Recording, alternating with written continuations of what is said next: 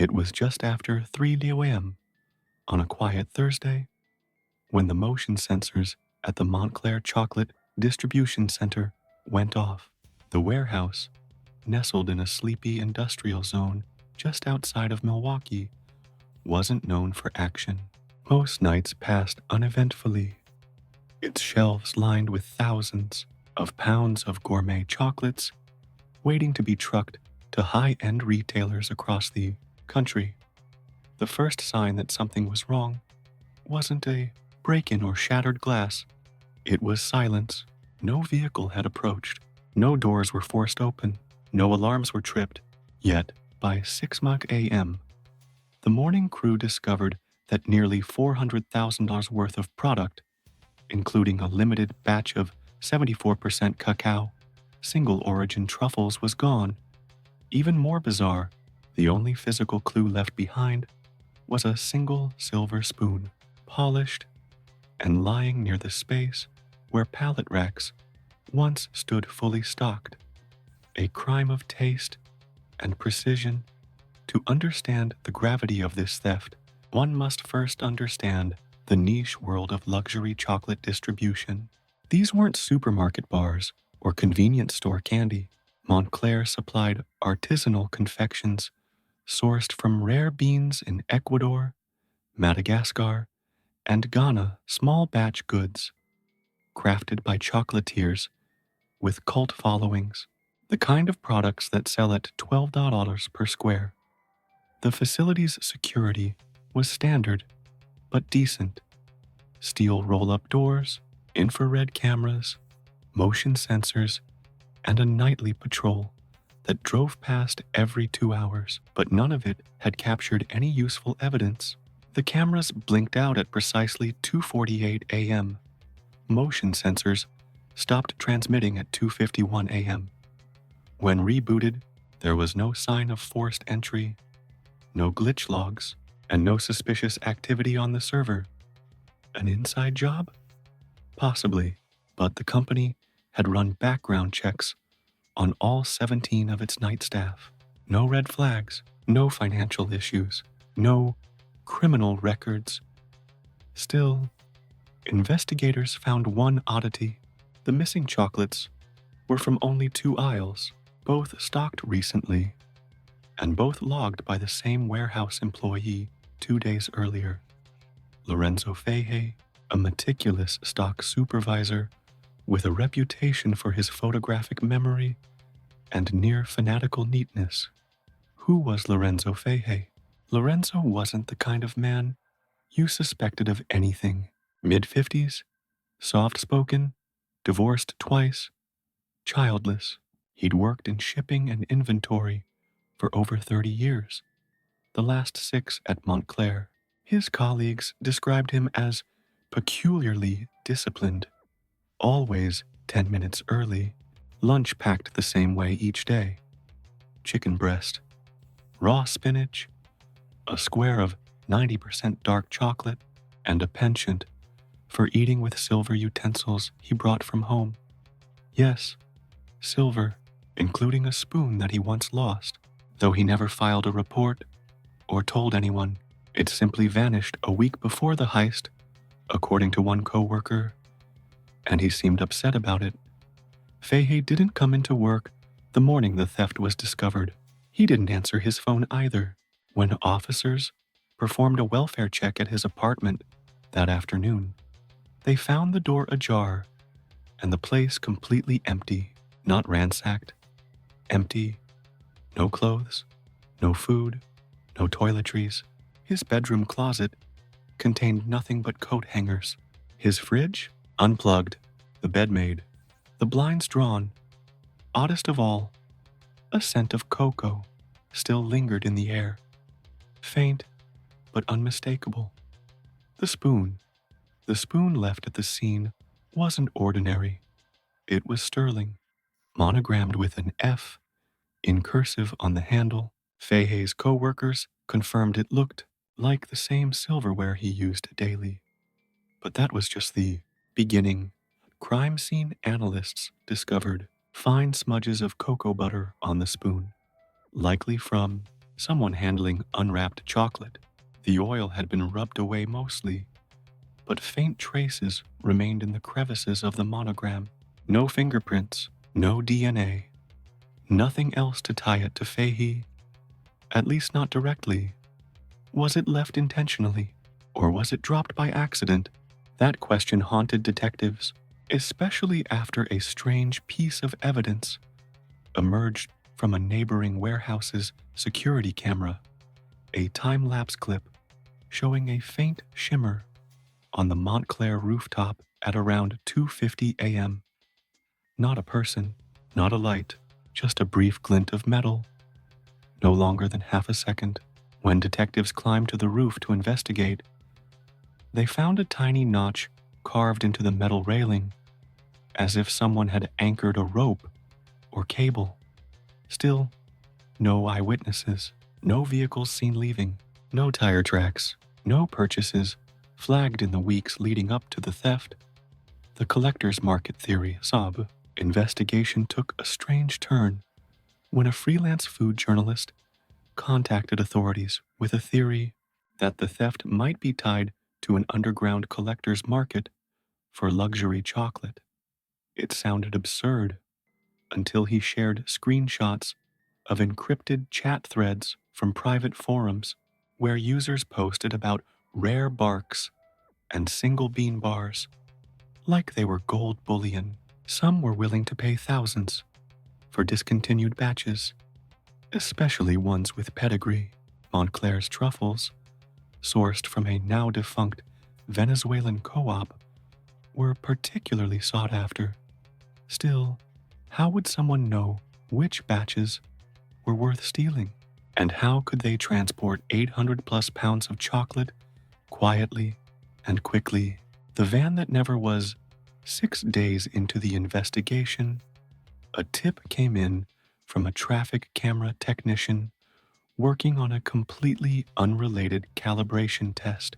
Reviewing old footage, he noticed that one frame from the night of the heist showed a white panel van parked outside Montclair, but only for 3 seconds. It never showed up in subsequent frames. Yet, when investigators scoured all nearby intersection footage, toll booths, and highway entries, the van didn't appear again. Not before, not after. It was as if it had blinked in and out of existence. Was it cloaked from standard surveillance tech? Was it even a van at all? A quiet fingerprint. Week later, in a bakery in Portland, Oregon, over 2,000 miles away, a woman bought a set of truffles and posted a photo of them on Instagram. In the background of the photo was the edge of a box clearly marked Montclair Reserve, batch 74C17, the exact lot stolen during the heist. How had it ended up there?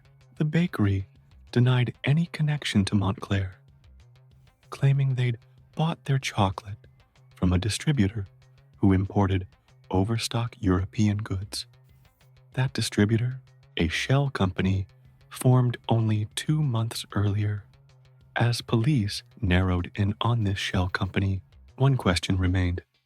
Why would a man like Lorenzo Fahey, so disciplined and invisible, leave behind his prized silver spoon?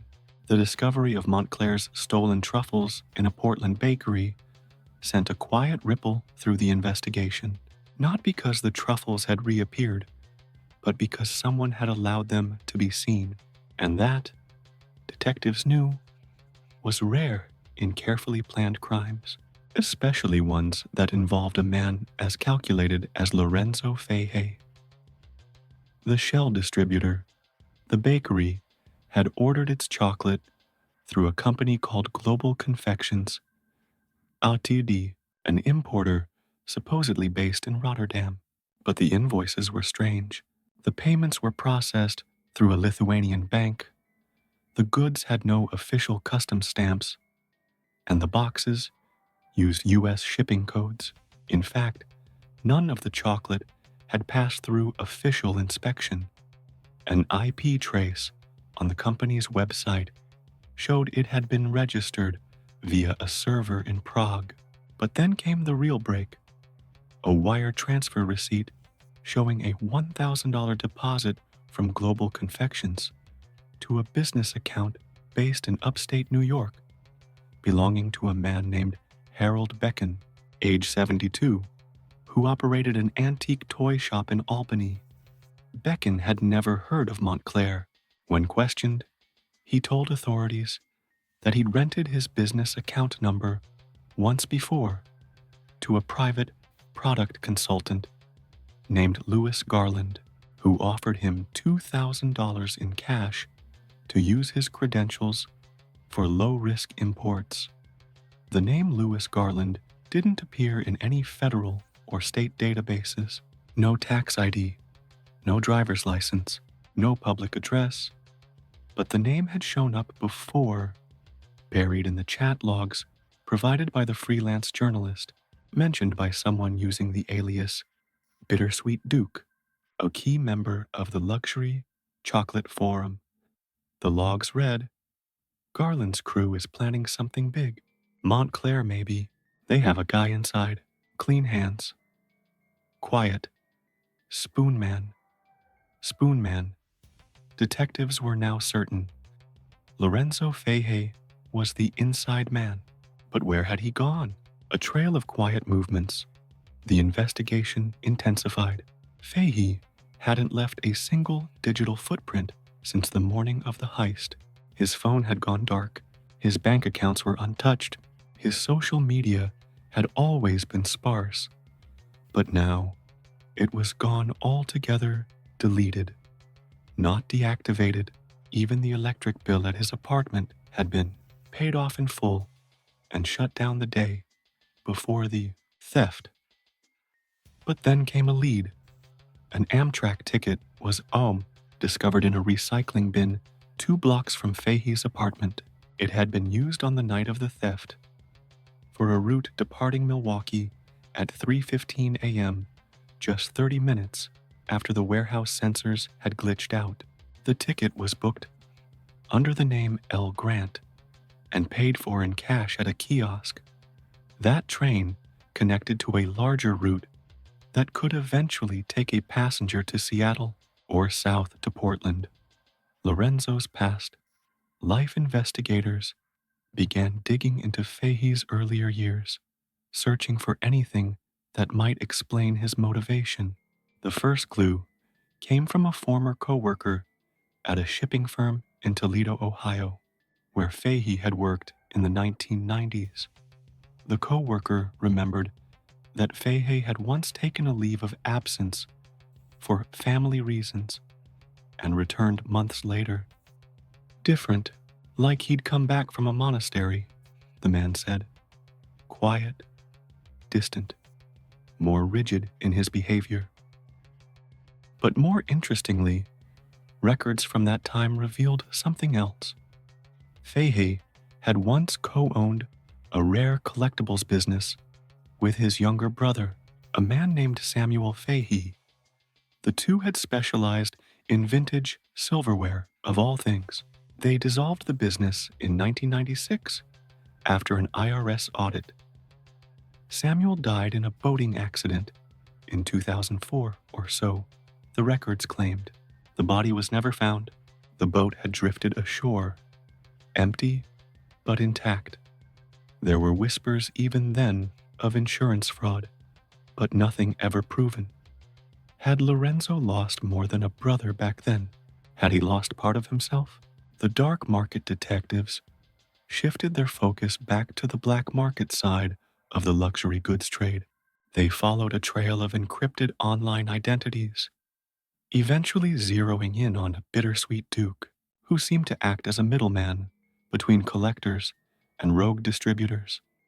When officers traced a crypto wallet linked to the Duke's known postings, they found an address tied to an old greenhouse in rural Idaho, long abandoned. But in the greenhouse's foundation, buried beneath layers of soil, they found something stunning. Several empty wooden crates bearing the Montclair chocolate cover logo, a set of rope harnesses, a camping stove, and Inside a padded case, another spoon, but not just any spoon. This one was engraved on the underside, to LF, may your taste never fade. It was dated 1989, a gift, perhaps from his brother, perhaps from someone else who knew his obsession with order and flavor. The case was growing stranger. Fahey had clearly planned his disappearance with extreme care. But to leave behind personal items? That wasn't like him, unless it was intentional. A cold transaction. Roughly 3 weeks after the heist, a customs inspector at the port of San Francisco flagged a suspicious crate marked machinery parts en route to Singapore. Inside was a false bottom, and below it, sealed boxes of Montclair's missing truffles, all perfectly preserved, stored in temperature-regulated compartments. The shipment had no return sender, but the bill of lading listed a broker named T. Vance, another alias, not found in any official registry. However, the shipping fee was paid through a rare European digital bank that allowed anonymous transactions. Just one problem. Someone slipped up. The IP address used to make the transfer had bounced through a series of VPNs, but one failed briefly. The real IP originated from a hotel in Spokane, Washington. When authorities contacted the hotel, they confirmed a reservation under the name Lewis Garland, checked in with a temporary ID, and paid in cash. The room had already been cleaned and re-rented, but behind a loose baseboard under the bed, hotel staff found a forgotten envelope. Inside, it was a receipt for the purchase of a single item bought in a local antique store, dated 2 days earlier, an engraved silver spoon. The spoon trail. The spoon had been sold to a quiet, middle-aged man who the antique shop owner described as strangely polite. The man didn't leave his name, but did ask oddly if the store had anything else that might help him feel like home. It wasn't just about money. Fahey's theft was becoming ritualistic. There was a methodical thread running through each clue. The spoons, the clean disappearances, the collector's trail. But for every step Fahey took, the authorities were half a step behind. Until something changed. A break in Portland. Nearly a month after the heist, a low-level supplier in Portland contacted police. The man, whose name was withheld for privacy, claimed he'd been approached by a chocolate consultant, offering him rare truffle samples in exchange for selling them at pop-ups around town. The man had declined, but took a photo of the consultant's car, a battered gray sedan with out-of-state plates. That plate number matched a vehicle registered to a former identity tied to Samuel Fahey, Lorenzo's supposedly dead brother. The theory erupted. Was Samuel alive? Was he part of the heist? Was the whole operation, a plan forged decades earlier, rekindled for one last act? And more urgently, was Lorenzo even the mastermind, or just the loyal executor of someone else's obsession? The last confirmed sighting of the gray sedan was in a parking garage near the Portland waterfront 2 days ago. Surveillance caught the tail end of the vehicle, pulling into a loading bay at 2:14 a.m. After that, nothing. Fahey had vanished once before, but this time he'd left behind too many spoons.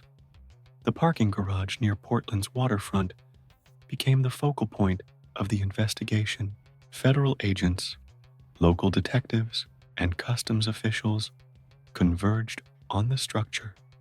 Within hours of the tip, the gray sedan was gone, but what it left behind was far more revealing. In the far corner of level 3, Beneath a broken fluorescent bulb, officers found a chocolate wrapper, not just any wrapper one, from the Reserve 74C-17 Montclair truffle batch, tucked neatly into the drainage groove, as if placed there. But this wasn't a calling card. It was a goodbye. The final shipment. 2 days later, a cargo manifest from the port of Seattle flagged a strange shipment, declared as refurbished dental chairs. The weight was off, 800 pounds too heavy. The container was opened mid-transit. Inside were 20 crates, packed with Montclair chocolate bars, each heat-sealed, labeled, and prepped for retail. Again, the batch matched the stolen inventory. What stunned investigators was the perfection of the packaging. Lot numbers, barcodes, distributor addresses, all fake, but indistinguishable from the originals. Someone had recreated Montclair's entire logistical system, down to the cardboard folds. But in one of the crates, wrapped in a velvet cloth, was something else. Another silver spoon. Only this one was different. It didn't belong to Fahey. The second spoon, unlike the monogrammed spoons found earlier, this one was older, possibly Victorian. No initials, but it had a tiny, almost imperceptible engraving on the stem. Cactus 63, EF to AF. The lettering was nearly worn away. Experts later identified it as part of a Civil War-era silver set, gifted from family to family, often passed down through generations. The initials didn't match Lorenzo or Samuel Fahey. No E or A in the family tree that investigators could locate. But when a retired archivist from Toledo was consulted, she recognized the style of the engraving. It was common in orphanage gifts, particularly in Ohio during the 19th century. They were often bequeathed from benefactors to children placed in care. It was a clue, a buried piece of the past, and it suggested something disturbing. This operation may have started far earlier than anyone imagined. A life of quiet, disappearances, through months of work. Fahey's life was slowly reconstructed. Bank statements, rental histories, phone records, bookstore receipts. He'd lived unnoticed for decades. Deliberately, carefully, quietly. He moved every 7 years, never bought property, kept no pets, owned nothing digital that couldn't be wiped. Even his birth certificate had been reissued in 1982 just after a fire destroyed records in the Toledo City Archive. A fire that, upon investigation, was deemed suspicious, though no one was ever charged. Lorenzo Fahey, it seemed, was either running from something or being guided by something older. A code, a mission, or a man. The man called Garland, the alias Lewis Garland, had become a phantom. He appeared in food forums, collectors' chat rooms, even in obscure auction logs. But every IP tied to him led to abandoned servers or burner hotels, payments in crypto, voicemails never returned. But then came a hit from Interpol. Garland's name had appeared in a French intelligence bulletin from 1999, linked to an underground tasting society in Lyon, suspected of trafficking in illegal food products, raw cheeses, endangered animal meats, and yes, rare chocolate from embargoed regions. The operation was shut down in 2002. 2 men were arrested. One fled. Interpol never found him. His alias? L. Garland. The physical description matched an older version of Fahey's brother Samuel, the man who allegedly died in a boating accident 18 years earlier. DNA evidence was requested from Samuel's surviving relatives, but there were none. Letter left behind 6 months after the initial heist. An unmarked envelope arrived at the Milwaukee Police Department. It had no return address, no postmark. Inside was a short note, handwritten on heavy paper. It read, "To those who pursue what cannot be tasted without silence, we never steal what is common. We only preserve what would otherwise melt in time. The spoon you found was never dropped. It was placed. You think we vanished, but we simply stopped showing up in your mirrors. S." The letter was unsigned, but the final S, faint, delicate, was compared to the signature on Samuel Fahey's business documents from 1992. It was a match. The collector's market closes in following the letter. Law enforcement around the world began cross-referencing cold storage shipments, chocolate boutique pop-ups, and luxury food gray markets. A pattern began to emerge. Rare chocolates were appearing in Eastern Europe with no traceable supply chain. An invitation-only food expo in Istanbul featured a mystery table with unlisted chocolates described as velvety silence from the New World. A private collector in Zurich admitted to purchasing over $20,000 in archival truffles through an encrypted transaction routed via a food historian's VPN in Seoul. The legend of the Chocolate Heist Collective, as it came to be known, was born, but there was never a single arrest. The FBI quietly closed the case with an internal classification: forensic integrity compromised by data obfuscation, which was a bureaucratic way of saying, "They beat us." The spoon's final message. Back in Montclair's warehouse, now restocked and refortified, the motion sensors had long since been replaced. The CEO resigned. The warehouse manager transferred. Lorenzo Fahey's name was erased from the roster. But there was one last visit. In February, almost a year to the day after the heist, a package arrived at Montclair HQ. Inside was a framed photo. It showed the original Montclair Reserve badge, arranged in meticulous rows, in what appeared to be a private kitchen. Marble countertops, clean, industrial lighting, and next to the bars was a spoon, not silver, but wooden, engraved with a phrase, "Bitterness leaves last." No fingerprints, no metadata in the photo, no traceable ink on the card, but it was clear what it meant. The Faheys, or whoever they were, had not simply stolen chocolate. They had archived it, distributed it, and preserved it for people who believed that flavor was memory. Epilogue: the impact of a quiet crime. The Montclair chocolate heist didn't just cost the company hundreds of thousands of dollars.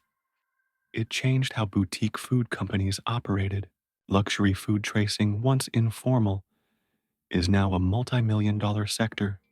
DNA tracking of cocoa beans is being developed. Blockchain traceability is in testing. Customs offices across the globe now include culinary contraband in their smuggling categories, a field that, before this, hardly existed. But there's one thing that can't be digitized, tracked, or sealed: obsession. And in the quiet hours of the night, somewhere, there are still those who unwrap a dark chocolate square and wonder, was this one of Fahey's? On the surface, Stephen Harlan was a man who shouldn't have made headlines. He was 63 years old, widowed, and had spent the last 3 decades working as a senior accountant for Greeley Moore Grain Co., a modest agricultural commodities firm in Omaha, Nebraska. He was known as Harmless Harland among co-workers, not because he was particularly warm, but because he was utterly forgettable.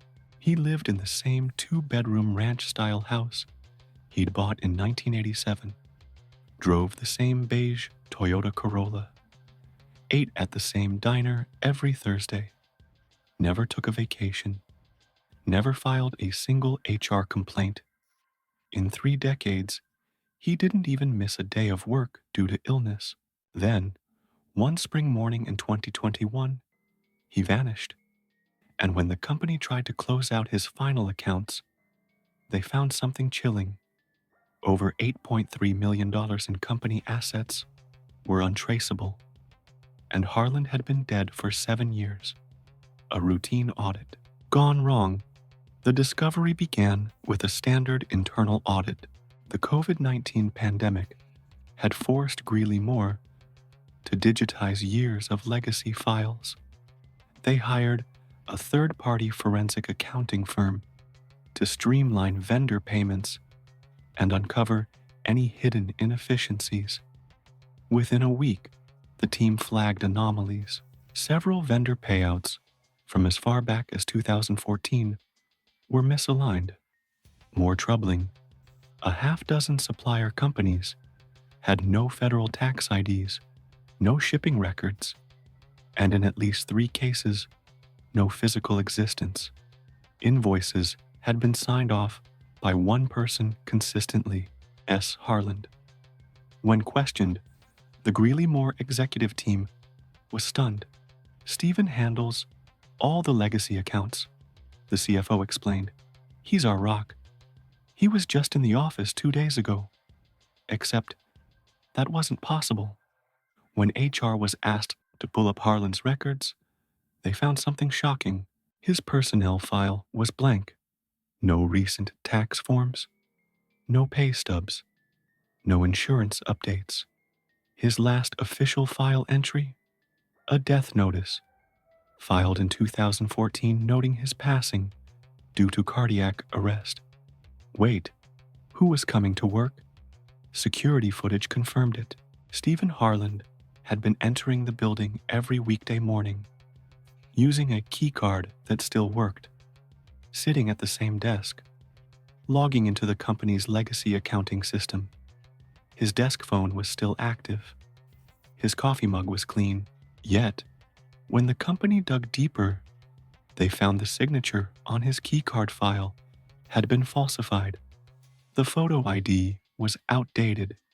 His login credentials, untouched by IT for years, had somehow bypassed every password reset protocol. The office manager had no idea. Mr. Harland kept to himself, she said. He didn't like small talk, but he was always polite, never caused trouble. When shown a picture of Harland from 2010, one junior analyst said something strange. That's not the man who sits at that desk. The cemetery check detectives were brought in. The first stop, Fairlawn Cemetery, where Stephen Harland was allegedly buried. His grave was real, headstone intact, funeral records matched. Cause of death, heart failure in 2014. He'd been found in his home after failing to show up to work.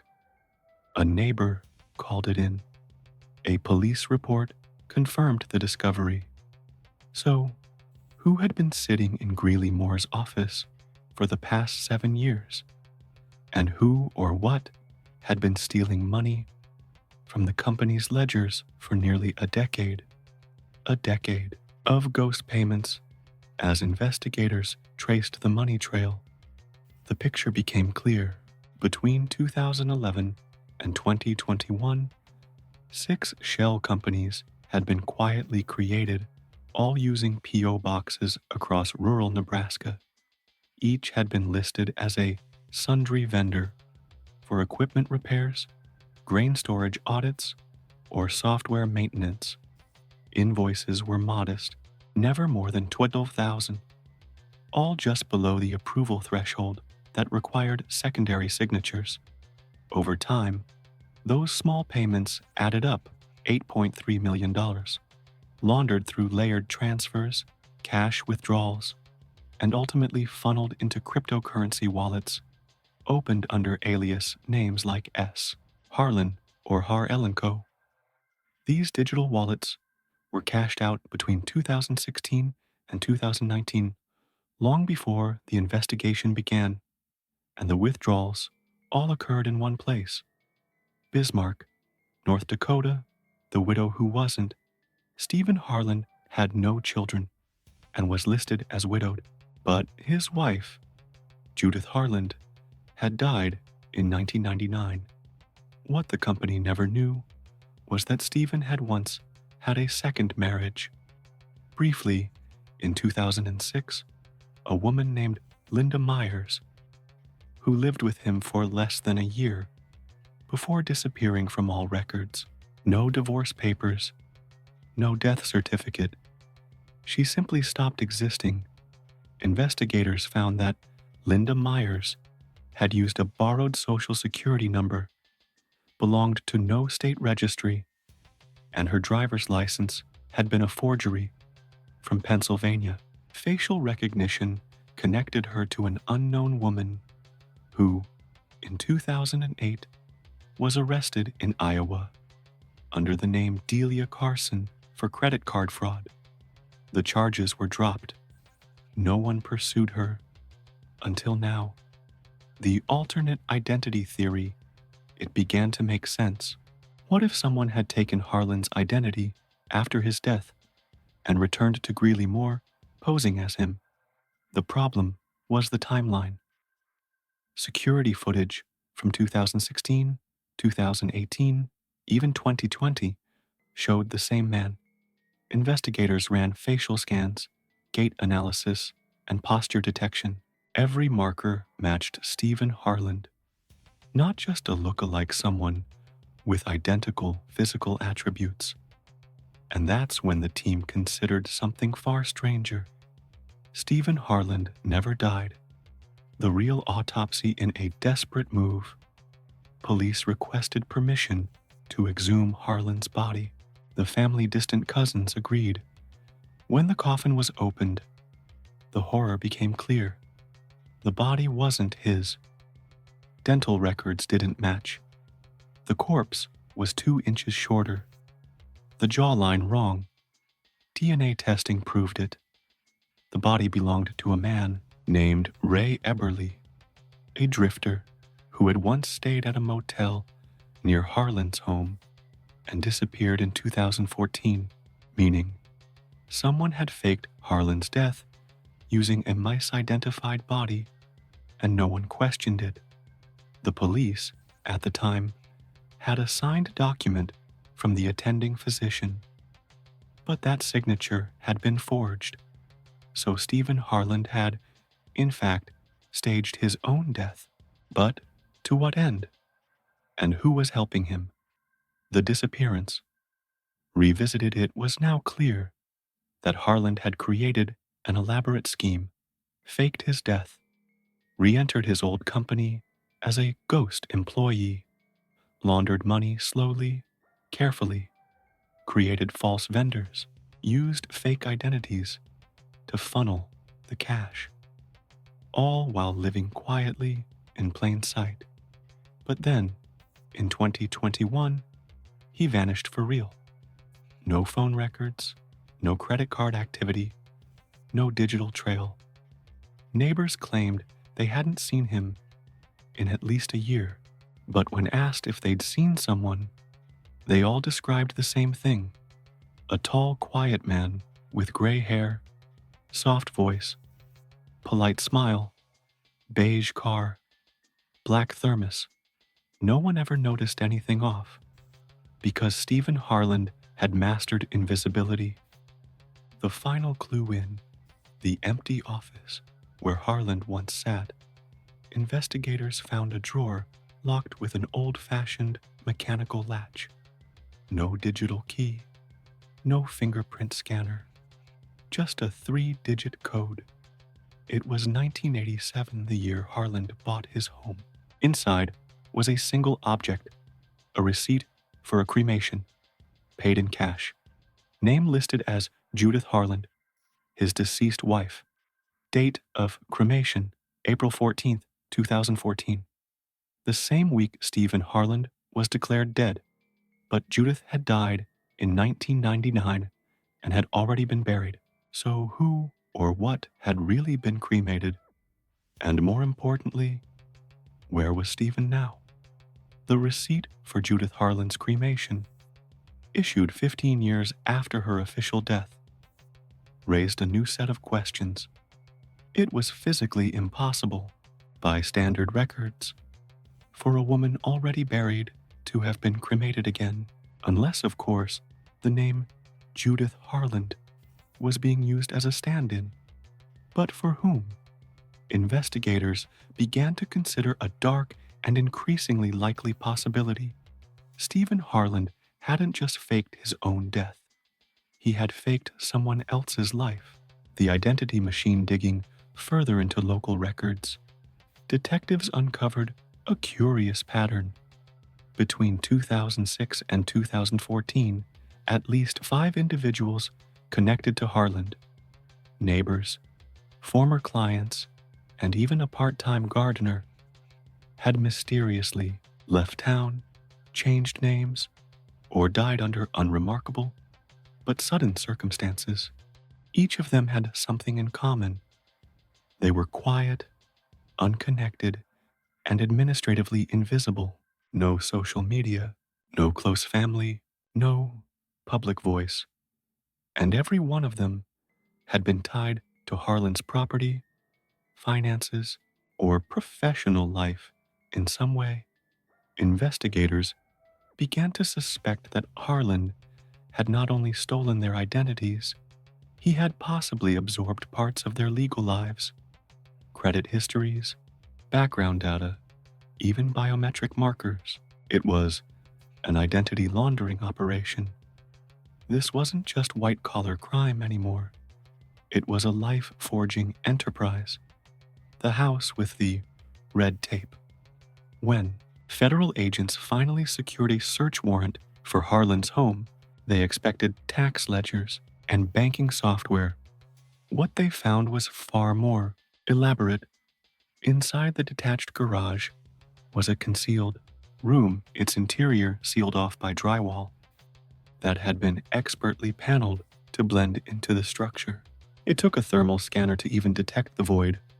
Inside this hidden room, authorities uncovered a portable incineration unit, often used in veterinary clinics, a wall of laminated IDs, each with slight alterations to Harland's face, 7 computers, air-gapped and loaded with encryption software, stacks of burner phones, some still in their packaging, a collection of driver's licenses from different states, all with the same birthday, and in a fireproof lockbox, a small, leather-bound notebook with a single phrase written over and over on the first page: "No one counts the man who does the counting." The deeper authorities went, the more it seemed Harland had operated under the radar for decades, perfecting the art of becoming anyone while remaining no one. The photos in the freezer, but the real break came when they opened the chest freezer in the back of Harland's kitchen. Inside were not body parts, not money, not even food. Instead, there were photo negatives, hundreds of them, rolled carefully into film canisters, labeled by year, and packed in sealed bags. The photos, once developed, revealed an eerie collection of surveillance-style images, Harland watching his own co-workers, photos of people exiting banks, men and women entering DMV buildings, elderly couples at grocery stores, a teenage girl waiting outside a high school. Every single subject appeared alone, isolated, or disconnected. At least 4 of the individuals had later gone missing, according to sparse police records. What was Harland doing? Building a library of potential lives to harvest? Or worse, documenting practice victims for identity transfers, tracing the money. Again, meanwhile, forensic accountants continued to chase the 8.3 million siphoned from Greeley Moore. They had tracked the bulk of the money through a shell network of vendors, but the final destinations had been muddied by cryptocurrencies, precious metal purchases, and art auction payments, often made through anonymous bidding proxies. One name appeared repeatedly as a buyer, H. Greystone. That alias had purchased a collection of handwritten 19th century accounting ledgers from a Kansas estate sale, a restored Underwood typewriter once used by a Depression-era IRS agent, a full set of tax protester literature from the 1970s, printed on handmade pulp paper. To an outside observer, these were meaningless artifacts. To Stephen Harland, they may have been icons of devotion, tributes to the art of staying invisible inside the system. The clerk, who remembered one small-town notary in Chadron, Nebraska, remembered notarizing a power of attorney for a man named Henry Greystone in 2018. She described him as mildly nervous, kept adjusting his glasses, said almost nothing, but he had the kind of handwriting you don't forget. Small, tidy, no flair. When shown a photo of Harland, she paused. Yes, that's him. That's the man who signed the documents. But the signature used wasn't Stephen Harland. It was a tightly printed Henry G with a large looping G style that exactly matched the monogram on the engraved ring found in the secret garage room. Harland had not just faked his death, he'd reincarnated into a network of fabricated personas, and every one of them had a paper trail so clean it had passed decades of scrutiny. A silent ending. In Bismarck, the only consistent link between these shell lives was the city of Bismarck, North Dakota, a place where Harland had never officially lived. After weeks of quiet surveillance, agents discovered a small P.O. box under the name H. Greystone. Video footage showed a man in his 60s, gray-haired, wearing tinted glasses and a knit cap, retrieving mail bi-weekly. He was cautious. His visits alternated by day and hour. He always arrived by foot. On February 14th, 2022, the man entered the mail facility. Agents moved in, but by the time they reached the box, it was empty, and the man had slipped away. A full-scale manhunt was launched across Bismarck. Bus terminals, motels, shopping centers, parking garages, no sightings. Until the following morning, the motel room 3B at the Golden Meadow Motel had been paid for in cash, booked under Greg Hunter. The man who checked in never left.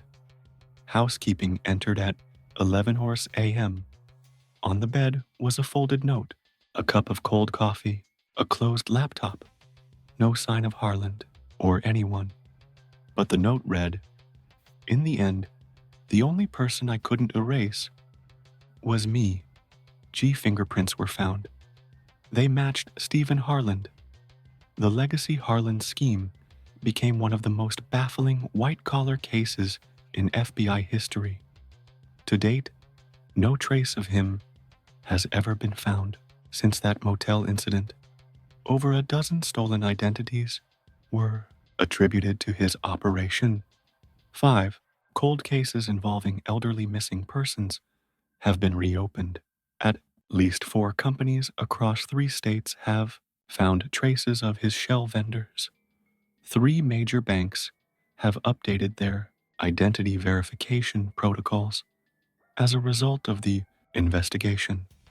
A quiet man, long believed dead, had manipulated systems, institutions, and human assumptions for over a decade, all while sitting unnoticed in a cubicle he was no longer allowed to occupy. And the final twist?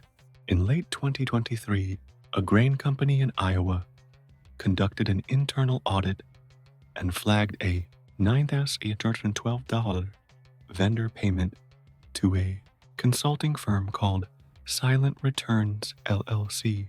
The payment was processed without red flags. The invoice was signed S. Harland Accounts, Recovery Specialist.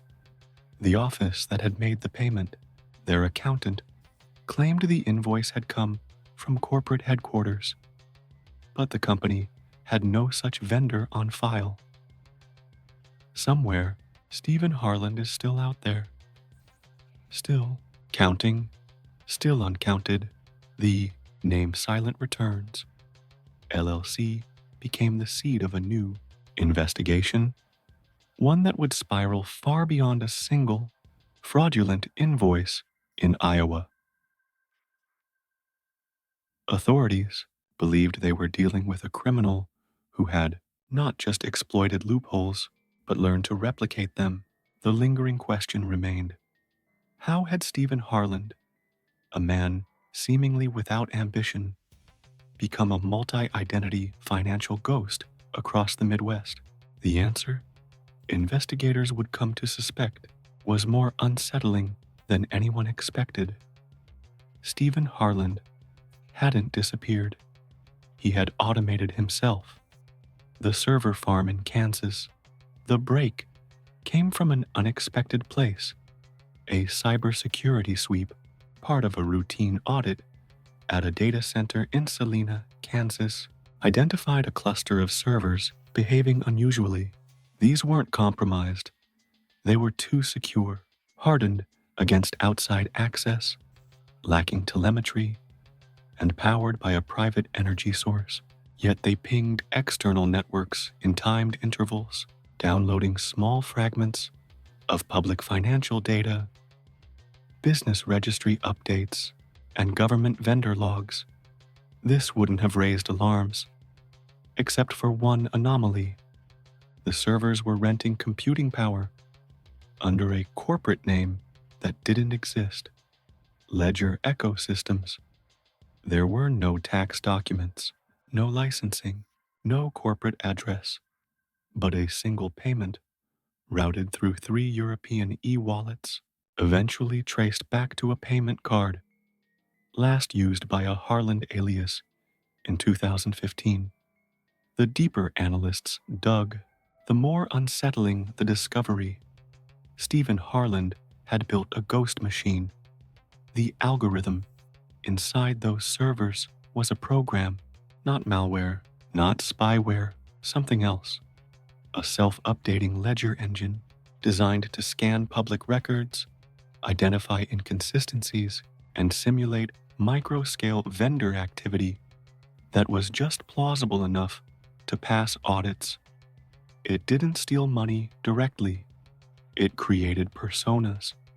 The system would generate shell corporations using business registry gaps, create false audit trails that mimicked legacy paperwork, submit invoices for services like reconciliation consulting or vendor formatting, use aged email addresses that matched old employee directories, increasing authenticity. The genius of it wasn't just in the mimicry, it was in the rhythm. The invoices always matched the tone, volume, and cadence of real human error. They were statistically average. So average, in fact, that most financial software ignored them entirely. The human signature problem. Despite this automation, there were still traces of Harland's human fingerprint. Each shell company used subtly similar language patterns in emails. Best as always, invoice per our prior. Kindly advise on net 30 terms. These phrases, once run through linguistic analysis, matched Harlan's known writing samples. They weren't just habits, they were linguistic fingerprints. Subtle pattern emerged, something forensic linguists called a signature echo. Harlan had either programmed the language, or someone trained by him had mimicked it perfectly. This led to a terrifying possibility. Was Harlan the sole operator of this system? Or had he trained others to speak in his financial voice? The Archive A second search warrant allowed agents access to the rest of the Selena data center's servers. Buried deep within an encrypted volume, they found an archive labeled Ghost L1BR4I. Inside it were identity templates, each built from partial public records, scanned birth certificates with corrected errors, 87 custom-made tax documents designed to match IRS audit tolerances, a module called BaBaiBot coded to send resignation emails from fake employees, templates for death notifications, similar to the one filed for Harlan in 2014. In short, Harlan had built a turnkey identity exit kit. Any one of these could be spun into a new human life for just long enough to file documents, submit an invoice, collect a payment, and vanish. He wasn't stealing identities anymore. He was manufacturing them. The unlikely testimony. Then came the surprise. A woman named Darla Kessner, age 68, living in Fargo, North Dakota, contacted authorities after reading about the Harlan case in a trade journal. She believed she had known Harlan, or someone very much like him. In 2003, she worked in municipal finance in Wichita, Kansas. A man named Gary Harlan joined as a contract auditor for a 6-month term. Darla remembered him clearly. He asked too many questions, but never personal ones. He was obsessed with forms. He once rewrote a city invoice just because he didn't like the way the numbers were spaced. She recalled one odd detail. He always brought his own calculator and a single wooden pencil, which he sharpened using a knife, not a sharpener. One day, he disappeared without a goodbye. But before he left, he handed her a folder of corrected forms and a cryptic note. Accuracy is the most polite kind of invisibility. The accountant, who became a concept, the FBI's final internal memo classified the Harlan case as subject exhibits advanced behavioral concealment, systemic automation of fraud, and use of statistical camouflage may have seeded infrastructure to persist beyond biological life cycle. That was the euphemistic way of saying, we don't know if he's still alive, and we don't know if it matters. Harlan, it seemed, had transcended the traditional criminal profile. He wasn't a con man. He wasn't a hacker. He had become something closer to a financial haunting, a ghost in the bureaucratic machine. The quiet ripples. Since the Selena discovery, 7 states have reopened cold case fraud audits from the 2000s. Over $12 million in suspected Harlan-linked payments are under review. Multiple government agencies have updated protocols around death certifications and small vendor contracts. A new IRS subunit called ECHO Pattern Analysis has been formed. Yet, no trace of Harlan's body, new aliases, or current location has ever been confirmed. The last confirmed usage of any Harlan-related alias occurred 32 hours after the Selena servers were seized in the form of a single $38 invoice filed against a public library renovation project in Des Moines. It was immediately rejected. But when reviewed later, The invoice was found to contain a typo in the address, a single extra space, just like Harlan used to do. Final reflection.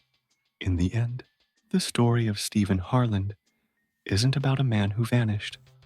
It's about a man who learned how to blend so perfectly into the noise of our systems, our protocols, our paperwork, that catching him required something most bureaucracies are not built to do. Looking at what was too ordinary, he once wrote, "The smartest criminal never hides in the dark. He hides in the filing cabinet. And somewhere, perhaps, he still sits quietly filling in boxes, submitting harmless forms, adjusting decimal points, counting us. While we forget to count him." Greenville, Indiana is the kind of town most people pass through on the way to somewhere else. A stoplight here, a diner there, a grain mill, a shuttered movie theater, and, sitting at the edge of Main Street, the local Mercy Hill Market, a family-run grocery store that had somehow stayed open since the 1950s. The place wasn't flashy. No loyalty programs, no automatic doors. The cash registers still rang up purchases on green screen terminals, and receipts were torn by hand. But Mercy Hill was a fixture, the town's heartbeat. And in early March of 2013, that heartbeat skipped. It started with a missing envelope. Then, the cashier's ledger disappeared. And within 2 weeks, nearly $240,000 in cash and traceable deposits had evaporated from the store's books. No alarms, no signs of forced entry, no cameras, no trace. But everyone remembered the quiet man in the khaki apron, the bookkeeper. His name was Eli Booker, age 39, a part-time night cashier who had started working at Mercy Hill Market less than a year earlier, hired on a trial basis to help with closing shifts, restocking, and occasionally counting the drawers. He was unremarkable, lived alone in a trailer park just outside town, bicycled to work, even in the rain, never used a cell phone, ate a peanut butter sandwich for lunch every day, spoke little, but was never rude. Locals described him as neat, unobtrusive, faded, but those who worked with him noticed something else. Eli was obsessed with ledgers. The store's owner, Geraldine "Jerry" Wilkes, had always kept a traditional system for tracking nightly cash flow, a large red-bound ledger book she'd updated by hand since inheriting the store in 1982. No spreadsheets, no accounting software, just pen, ruler, and routine. Eli offered to take over the ledger updates during his shifts. He said it was therapeutic. Jerry, nearing 70 and suffering from arthritis, accepted. Within a month, the books were being kept more cleanly than ever before, until they weren't. The envelope that wasn't. On March 3rd, the assistant manager opened the office safe and noticed a sealed envelope. One that should have contained the weekend's cash deposits was missing. Not misplaced. Gone. The drawer where it belonged was locked. No signs of tampering, no new fingerprints. The only people with access were Jerry Wilkes, her son, Landon, who managed produce, the assistant manager, Paige North, and Eli Booker. At first, no one suspected Eli. He was quiet, meticulous, and had even helped the store pass its last sales tax audit. But when they went to cross-reference the previous night's totals in the red ledger, the book was gone. And so was Eli. Vanished overnight. The last person to see Eli was a regular customer who stopped in around 10:15 p.m. She bought a bottle of seltzer and a TV guide. Eli rang her up, smiled softly, and thanked her with his usual nod. She noticed nothing unusual. Security footage, which only partially covered the store's front, showed Eli locking up at 11:02 p.m. He turned off the lights, locked the front gate, rolled his bicycle from the side alley, and then disappeared. He never returned home. His trailer was found unlocked. Inside, investigators found an unmade Bede single pair of work shoes, 3 identical khaki aprons, and a stack of handwritten copies of the Mercy Hill cash ledgers, all from dates before he was hired. That discovery baffled police.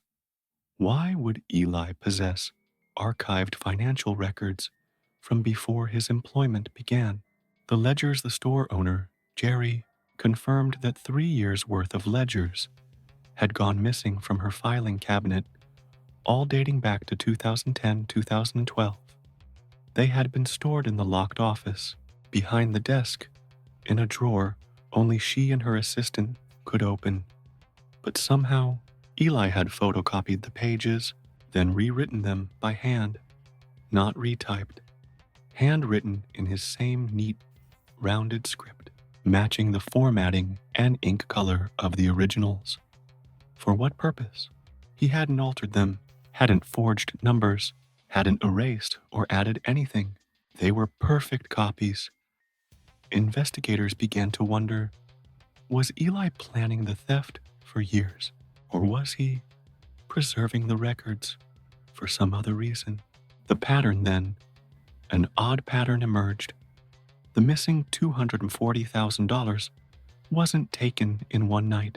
It had been extracted slowly through a carefully orchestrated series of underreported cash drops and falsified deposit logs. Amounts ranged from $800 to $4,000 per week. The method was simple, but brilliant. Cash drawers were counted at the end of each night. Eli would log the accurate total in the daily sheet, but in the master ledger, he would report slightly less.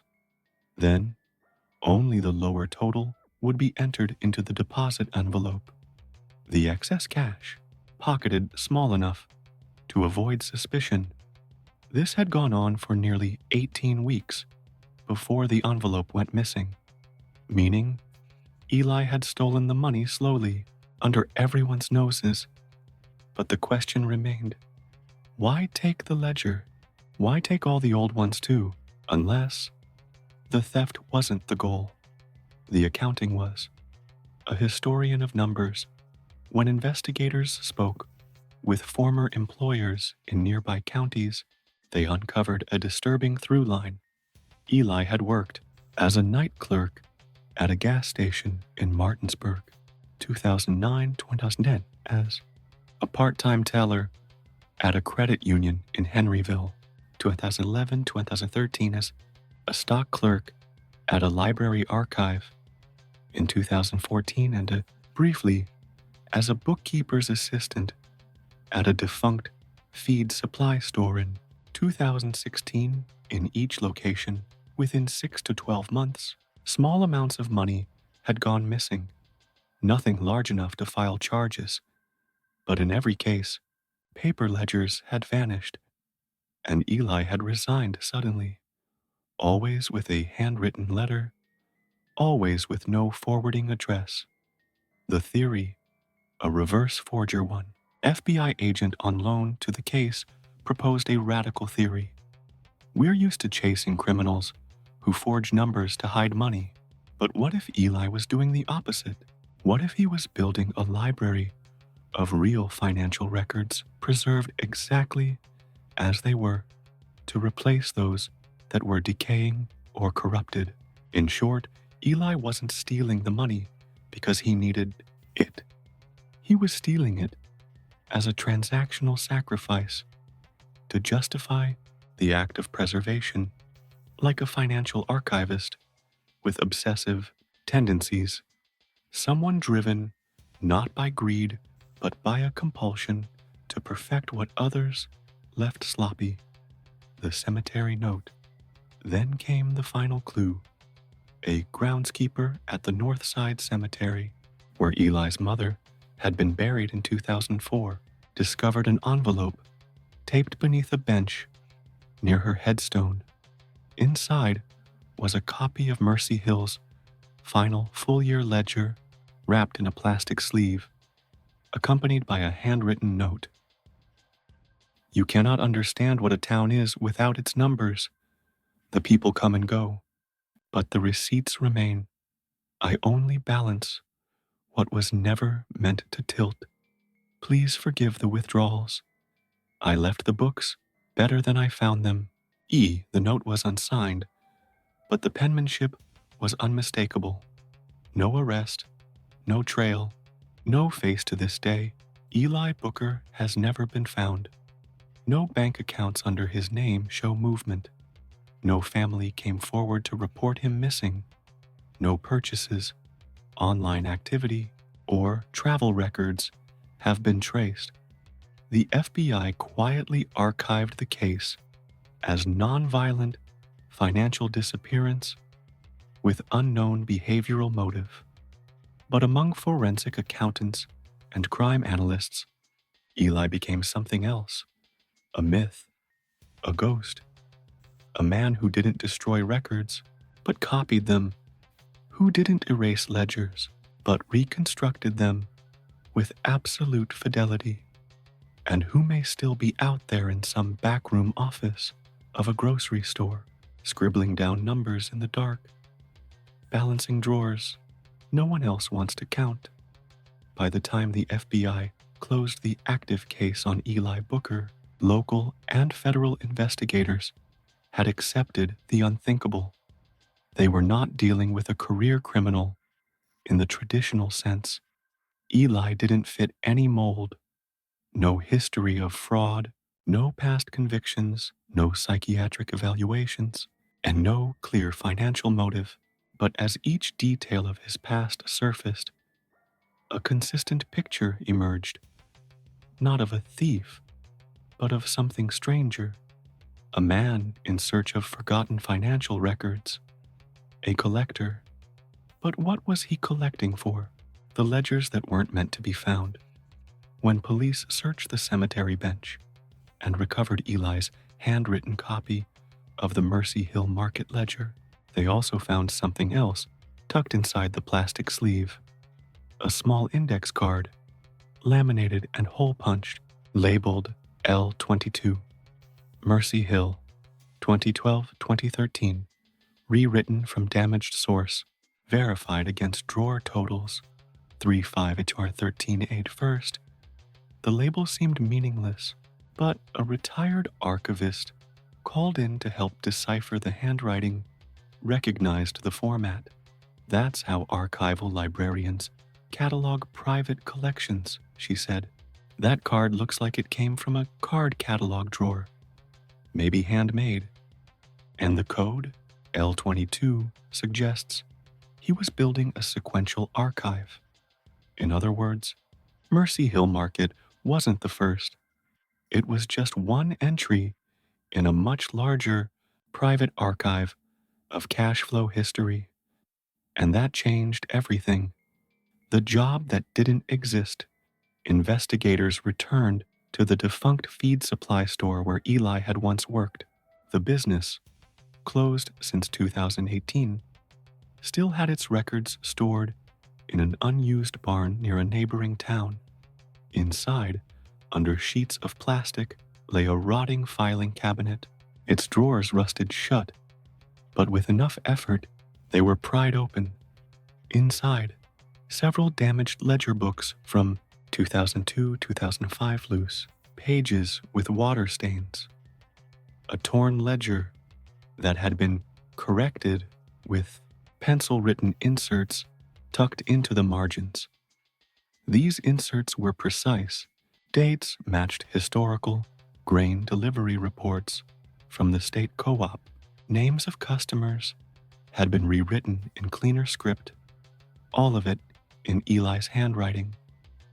The store's former owner, now in his 80s, swore he never authorized those edits. He didn't even remember hiring Eli, but the feed store's last known tax filings had been signed E. Booker, Assistant Bookkeeper.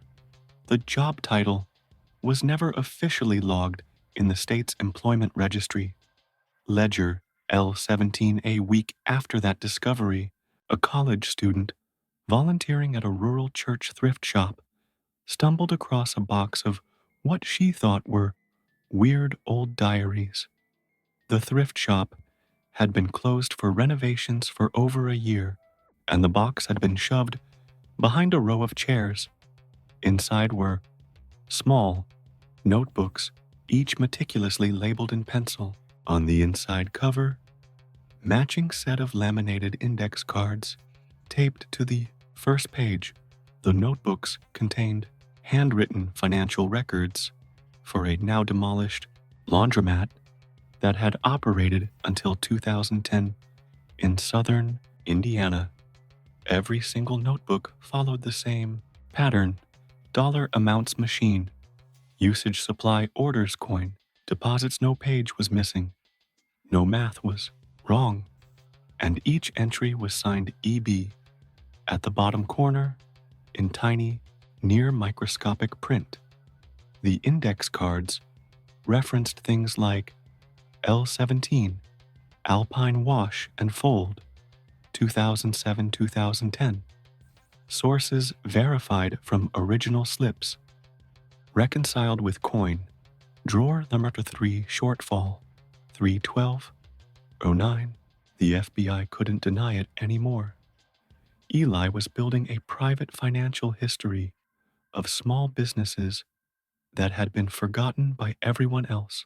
The archive theory. The working theory became this: Eli Booker was not just stealing money, he was stealing memory, not to destroy it, but to rebuild it as perfectly and truthfully as he believed it should have been. A kind of financial restorationist, correcting, curating, and preserving monetary records that no longer had guardians. He didn't just collect data, he re-verified it, rewrote it, filed it, preserved it. His method wasn't just forgery, it was reconstruction, like a documentarian with a compulsion disorder. But still, why? The apartment in New Harmony. Another breakthrough came in 2014, long after Eli had vanished. A property manager in the historic town of New Harmony, Indiana, reported an abandoned apartment unit. The rent had been paid a year in advance, by check, through a trust with no name, and no one had ever moved in. Inside, investigators found a twin bed, unused A, desk A, single rolling chair, tall bookshelf. The shelves held over 24 binders, each wrapped in plastic, each labeled with Booker Ledger Library, Volumes 3, 4, 6, 7, Nomen, Den, 13 Quarters, 1722. Inside each binder, photocopies of original business ledgers, handwritten, reconstructions, notes about discrepancies, index, cards matching the previous catalog. Format 1 binder, Volume 6 was entirely about a gas station that closed in 1997. Another detailed a hair salon's weekly till balances from 1995. At the back of each volume was a written message, verified, preserved, for future reconciliation. Eli wasn't just archiving data. He believed that one day someone would need to balance the past. The curator's letter tucked inside Volume 10, a sealed envelope addressed to Archivist Future. Inside was a single sheet of paper. There are 2 ways to disappear: to never be known, or to erase the ledger of your life so completely that no one can reconcile your balance. I have lived in places where the numbers stopped mattering, where drawers were counted wrong, and memory was optional. These are not crimes. These are errors. I correct errors. And yes, I take what I need, but I leave behind what was missing. If you're reading this, then you found proof that I did not erase myself. I only withdrew. The letter was unsigned, but the handwriting was Eli's. The unfiled ledger, one final clue, came years later, in 2019, when a junior accountant working at a rural county records office discovered a drop envelope, misfiled, between two grant requests. Inside was a miniature version of Mercy Hill's original ledger, photocopied at 25% scale, bound with a rubber band and attached to a hand-typed note. Ledger L22, final copy, dot adjusted for inflation. Corrected, drawer miscount. 22313 verified. Against manager's intake log, page north. No signature, just a library card barcode on the back. One that belonged to the New Harmony Public Library, revoked in 2015 after the cardholder failed to return a single item. The item, a book titled Recording the Small, Accounting Practices in Rural America, 1880-1950. It had been checked out by eBooker. Where is he now? To this day, no charges have ever been filed. No financial activity has been recorded in Eli's name. His trail remains cold after 2014, but ledgers, bound, corrected, indexed, continue to surface in small-town libraries, donation bins, and even inside sealed time capsules meant for future generations. Some speculate he died, others think he simply moved on, and every so often, a business owner cleaning out old records finds a cleaner, more accurate version of their books than they remember keeping, in handwriting that isn't theirs, tucked into an envelope labeled with a code. Somewhere out there, the library of Eli Booker may still be growing. Not a crime ring, not a fraud, but a monument to all the forgotten coins, the faded ink, and the small balances that once held up whole towns. And in the quiet, when cash drawers click closed for the night, someone might still be counting. The mystery of Eli Booker was, by now, no longer just a cold case. It had become a folk memory. In dusty back offices, among small-town bookkeepers and part-time cashiers, his name had started to circulate not as a thief, but as something else, the man who keeps the books even after he's gone. But law enforcement couldn't close the case with nostalgia. They still needed closure, and just when the trail seemed permanently cold, one final clue arrived. Not to a police station, not to a financial institution, but to a public high school in Iowa. Ledger L29 on April 6, 2020, Davenport High School received a sealed envelope in the mail. There was no return address, no cover letter, only a binder wrapped in waxed paper and bound with twine.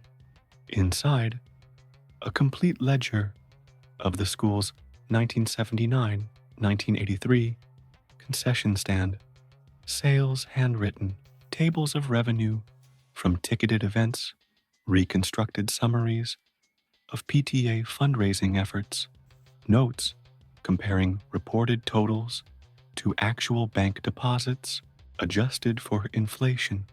Attached was a laminated index card. L29, DHS Events Concessions, 7983.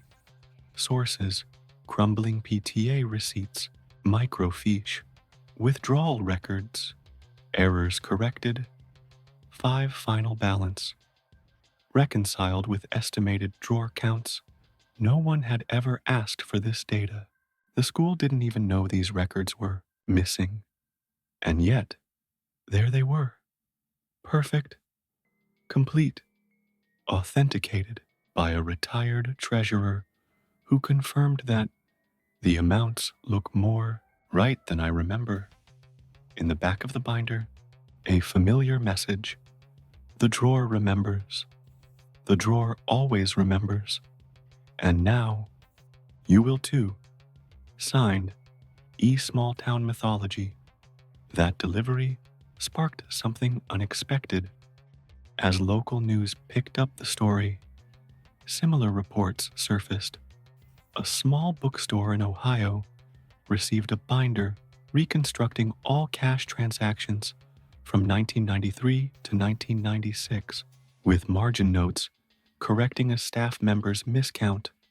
A shuttered movie theater in Kentucky, now a laundromat, found a wrapped ledger in its attic labeled L15 Silver Screen Nights. A retired librarian in Illinois discovered a sealed box in her garage that she swore had never been there before. Inside, a 200-page Recreation of the County Fair's food vendor receipts from 1988. None of these locations had requested the books, yet each ledger contained data no one else had access to, including known internal errors, corrected with stunning precision. The legend of Eli grew, not because he was elusive, but because he was accurate. Behavioral analysis back at the FBI. The Behavioral Analysis Unit, BAU, compiled a full profile on Eli Booker, now considered one of the most unconventionally persistent white-collar fugitives in modern history. They listed his traits as non-violent, detail-obsessed, likely autistic, or possessing traits of obsessive-compulsive disorder, OCD, functionally nomadic motivated, not by monetary gain, but symbolic restoration. Their final report noted, this individual exhibits high-functioning pattern analysis, identity concealment, and long-cycle behavioral persistence, consistent with an archivist's worldview. Except inverted, he is not preserving rare manuscripts. He is reconstructing everyday financial memory in quiet rebellion against the decay of institutional record-keeping. In short, Eli was not trying to steal money. He was trying to give it back its context. One last sight in 2021, a cafe owner in Missouri filed an unusual report. She claimed a man, middle-aged, clean-shaven, quiet, came in and ordered a black coffee, sat in the corner for 3 hours, didn't use a phone, wrote in a notebook, paid in exact change. Before leaving, he asked to see the cafe's old sales receipts from 2010-2012. She laughed, assuming he was joking. He smiled, nodded, and said, there's a ledger missing from your drawer totals, June 2011. If you check your inventory sheet, you'll see the difference. Then he left. When she finally did check out of curiosity, she found he was right. A June 2011 inventory had reported a shortage of 137. The deposit that month never balanced. The old manager blamed a vendor delay, but no correction had ever been made. That amount was missing in both cash and records, until a month later, when a small package arrived. Inside, a cleanly bound ledger, correcting the shortfall with full line item breakdowns. Signed, E-Closure Without Justice. By now, even law enforcement officials admit Eli Booker may never be caught, and even if he were, prosecution would be difficult. Why? The dollar amounts, while real, are spread across years and jurisdictions, often below felony thresholds. Many original victims didn't report losses or discovered that Eli's ledger corrections actually helped their financial systems. No personal gain could ever be proven. because Eli seemed to live on almost nothing. He never opened a new credit line, never bought a home, never registered a car, and seemingly never harmed anyone. Philosophical fallout. His case has since been used as a teaching example in ethics courses at Midwestern universities, archival preservation seminars, criminal psychology classes. A graduate student once described him as the anti-ghost of capitalism. He haunts not by taking things, but by putting them back more neatly than they were. And in a lecture at a business school in Ohio, a professor held up one of Eli's known ledgers and said, "This is the kind of quiet resistance that no boardroom sees coming." The numbers that remembered him the most poetic turn in the story came from Jerry Wilkes, the elderly owner of Mercy Hill Market, where Eli first vanished. After retiring, she donated the store's financial history to a local museum.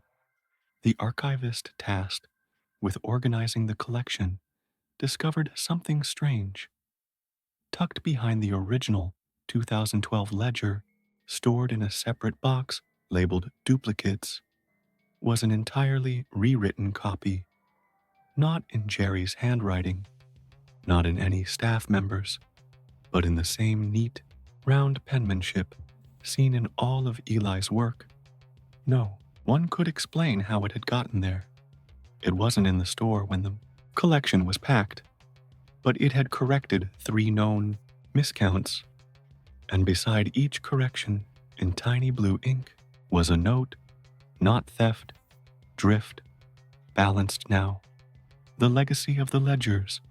There are now over 30 confirmed Eli Booker ledgers across the Midwest. Some are in libraries, others in storage. A few have even entered private collections. None of them are fake. All are more accurate than the originals. Forensic accountants have quietly admitted some of Eli's reconciliations actually helped close open audits retroactively. One nonprofit even recovered over $4,000 in misreported donations using a ledger he left behind. He may be a fugitive, but his ledgers have outlived his crimes. Final thought. What do you call a man who stole truth and returned it in a cleaner form? A thief? A savior? An archivist? Or perhaps just an accountant who cared more about the ledger than the law? And if someday, in a box of forgotten receipts or a drawer of dusty forms, you find a perfectly balanced book in handwriting, not your own, with an index card labeled L34 or L56, check the totals. They're probably more accurate than what you remember, and somewhere Eli will be counting, quietly, in the margins. Crooked Elm, Montana, is a town known more for its scenery than its crime. Surrounded by high pines and ringed by the Stillwater Mountains, it's the sort of place where generations quietly stack on top of one another: ranchers, loggers, retired teachers, and just enough drifters to keep the local diner interesting. Among the old storefronts on Pine Bluff Road sat a squat, shingled building with hand-carved signage that read, "Calder's Custom Taxidermy, We Make It Immortal." It was, for decades, run by Eldon Calder, a third-generation taxidermist who worked with everything from trout to grizzlies. His work was known across the state: clean, lifelike, artful. He rarely left town, never married, and had no business partner. Locals knew him as that quiet genius who made dead things look peaceful. So when Eldon Calder died in his sleep at age 73, most people expected nothing more than a dusty will, an auction of pelts, and maybe a bear mount or two passed down to a cousin. What no one expected was to find a locked room beneath the shop, filled with dozens of stolen land deeds, forged documents, and one very real corpse sewn into a bear. The estate appraisal, it was June 2022, when local real estate agent Melanie Gruen was hired by the state to begin processing Calder's estate. With no next of kin on record and no will submitted, his assets became subject to public distribution. Calder's workshop appeared ordinary: mounted elk, a few foxes, a beautiful bull moose, mid-charge. His tools were still arranged meticulously on his bench: scalpels, wire cutters, tanning solutions, and bits of sawdust scattered like breadcrumbs.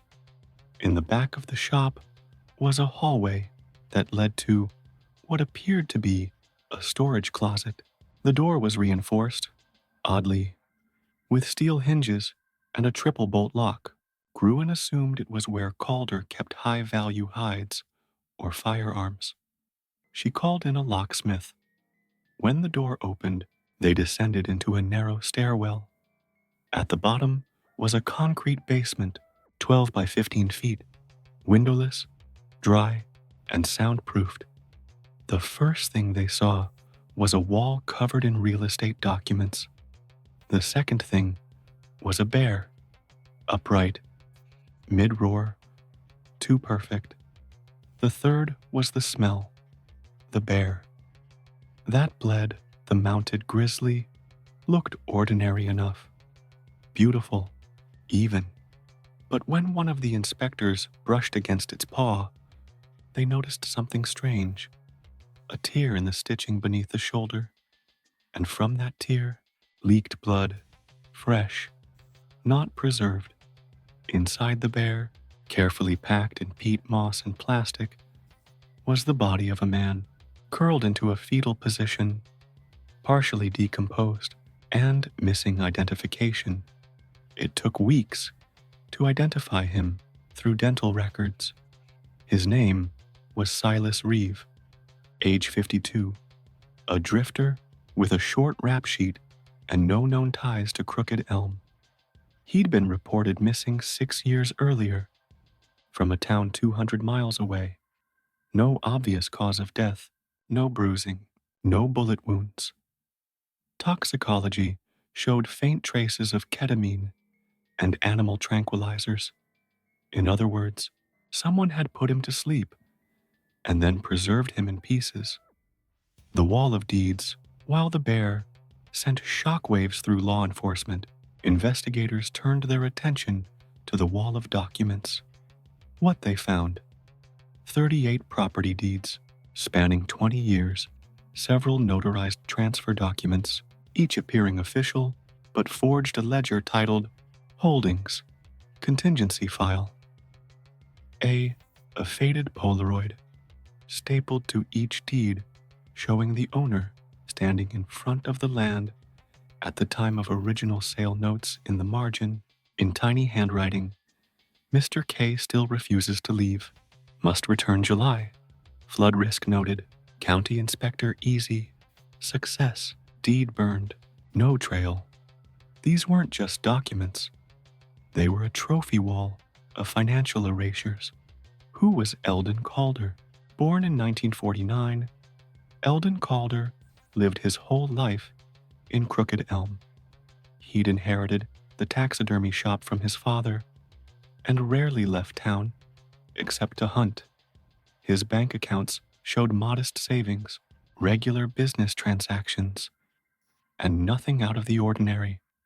But a forensic dive into Calder's property holdings revealed something stunning. Over the past 30 years, Eldon had quietly acquired over 200 acres of land in and around Stillwater County, much of it purchased through shell companies or acquired after abandoned deed filings. In at least 10 cases, original owners were untraceable. In 3, they were declared missing. All of those properties were eventually transferred to a trust called M. Urside LLC, a name referencing the Ursidae family. Bears. Eldon Calder, the man who preserved animals, had been erasing humans from their land and claiming it the map beneath the floorboards. Further, search of the shop revealed a false floor panel in the office.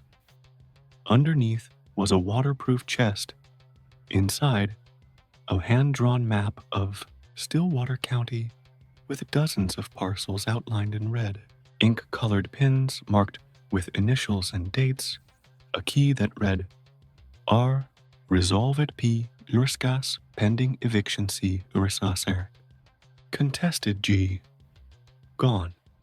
The color coding showed that Eldon had categorized land parcels not by legality, but by difficulty. Some owners had been bullied off their land.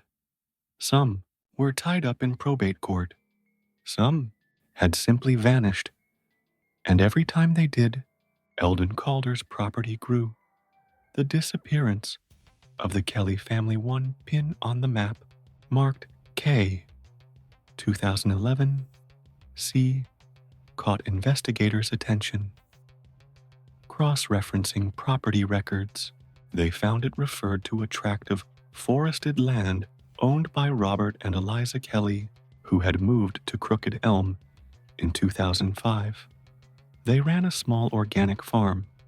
In 2011, they filed a complaint against Eldon Calder, claiming he had offered to help them manage a zoning issue in exchange for notarized access documents. A month later, they were gone. Their land was declared abandoned by the county 3 years later, transferred by proxy to M. Ursidae, LLC. Neighbors assumed they had moved away due to financial hardship. No missing person report was ever filed. Until now, the recordings at the back of the secret basement, behind the wall of deeds. Authorities discovered an old-school reel-to-reel recorder. Several tapes sat on a shelf, each labeled with dates. One recording, dated July 2011, contained audio of what appeared to be a conversation between Calder and a man whose voice was later matched to Robert Kelly. Kelly: "We didn't sign anything. You came with a form and said it was temporary." Calder: "You said you wanted the problem to go away. I'm the one who makes things disappear." Kelly: "We're going to the county. This is fraud." Calder, calmly: "No, Robert, this is tradition." The tape ended with the sound of a door closing and something heavy being dragged. The Kellys were never seen again. Their remains have not been found. What else did he preserve? Of the land parcels Calder acquired, 7 are now under federal review, 4 are being returned to surviving family members, 2 are tied to ongoing missing persons investigations. 1, it turns out, was originally part of a native land grant and had been transferred under suspicious circumstances. Calder hadn't just forged documents. He'd created an entire parallel history of land ownership, hidden under the guise of business transactions and taxidermy work. For 30 years, no one had questioned him because he was quiet, helpful, reliable. The bear mount, containing Silas Reeve, was dissected under forensic supervision. Inside, a series of metal rods used to keep the body's structure preservatives, normally used for animal hides, cotton batting, infused with desiccants and folded neatly in a pouch, sewn under the sternum. A copy of Reeve's original driver's license, laminated. It wasn't a trophy. It was an archive, a twisted preservation. Calder didn't just want to kill. He wanted to frame his victims, immortalized in silence, like his animals. Final thought: what drives a man to murder forge, and hide all while mounting bobcats and moose. For Eldon Calder, it may have been simple. He didn't believe in letting things decay. Not animals, not land, not the people who stood in the way of preserving both. He was the last of his family line, a quiet practitioner of preservation in every sense of the word. And somewhere beneath the pelts and glass eyes, there was a belief that ownership could be claimed, not by law, but by endurance. When the truth about Eldon Calder began to emerge, Crooked Elm changed overnight. What had once been a town that trusted quiet men and passed property without paperwork suddenly found itself at the center of a national investigation. Land agents, forensic archivists, and criminal analysts descended on the modest taxidermy shop like vultures circling a carcass. But Eldon Calder's legacy was more than stolen land and one mummified corpse. He'd built something far more insidious, a network of erasures, stitched together with precision, patience, and the absolute confidence that no one would ever look behind the bear. The vault in the wall, a further search of Calder's workshop, revealed yet another secret. Behind a set of mounted raccoons, in what had appeared to be an ordinary sheetrock wall, was a false panel. Once removed, it revealed a steel door unmarked, rusted slightly at the edges, but sealed airtight. It took a specialized team 2 days to crack the lock. What they found inside chilled investigators more than the basement. It was a vault of preservation, not for cash or weapons, but for paper, rows of file boxes, vacuum sealed in plastic, stacked with numbered tags.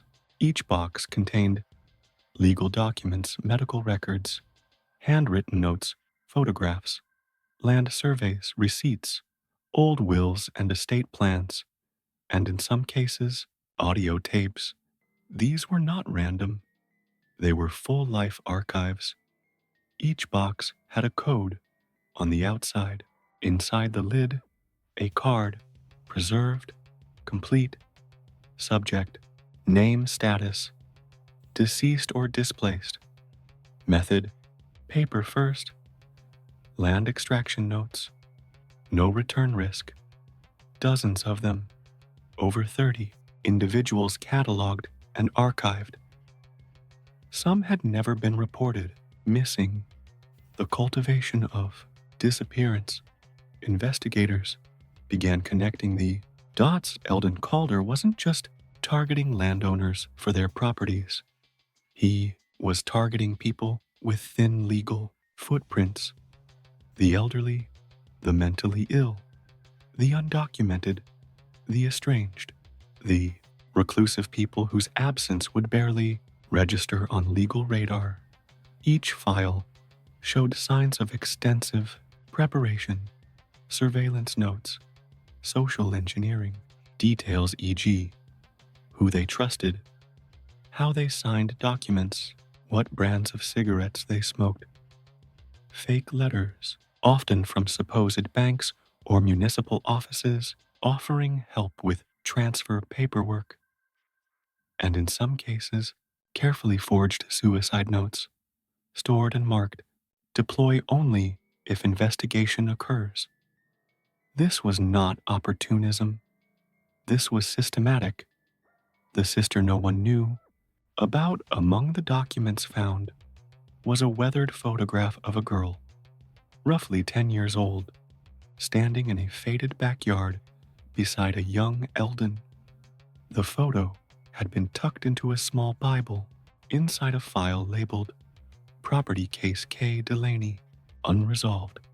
Investigators traced the name and found that Kathleen Delaney had once lived with the Calder family in the 1960s, a foster child briefly placed there after her mother was institutionalized. She'd been removed from the home after allegations of neglect, and then records stopped. But neighbors at the time remembered something else that Calder had once referred to her not as foster sister, but as his half-sister. If true, it meant Kathleen Delaney had a partial claim to the taxidermy shop. No deed transfer to Eldon had ever been recorded, no will, no probate. So how did he end up with the property? Was she displaced, erased, preserved? Her body was never found, but her file in the vault had the same final card. Status: displaced method, room 2, undocumented notes.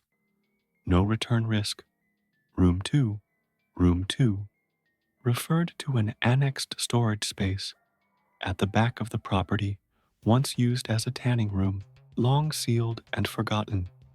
When police entered, they found a stripped down table, heavy leather restraints, window painted black, from the inside a single hairbrush, and under the floorboards a bundle of hair wrapped in gauze. DNA testing confirmed it belonged to Kathleen Delaney. The brush had her initials scratched into the handle. Whether she died there or was moved afterward remains unknown, but the space had been cleaned, sealed, and marked on Calder's blueprints as not in use.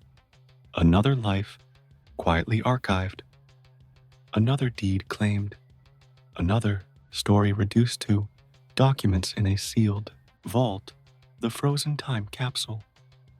Among the most shocking discoveries was a deep freeze unit buried beneath the shop's foundation, likely installed decades earlier. Inside were preserved clothing from multiple decades, photographs sealed in wax, a diary belonging to a woman named Elsie Moore, last seen in Crooked Elm in 1992, a lockbox of World War II medals with no registered next of kin, several pairs of child-sized shoes wrapped in plastic. Investigators found no immediate connection between Calder and these items, but each object was accompanied by a label. Each label listed a name, a year, a brief note, always clinical. Drifter, compliant, field number 3, surrendered access, signed voluntary, estate dissolved, no challenge anticipated.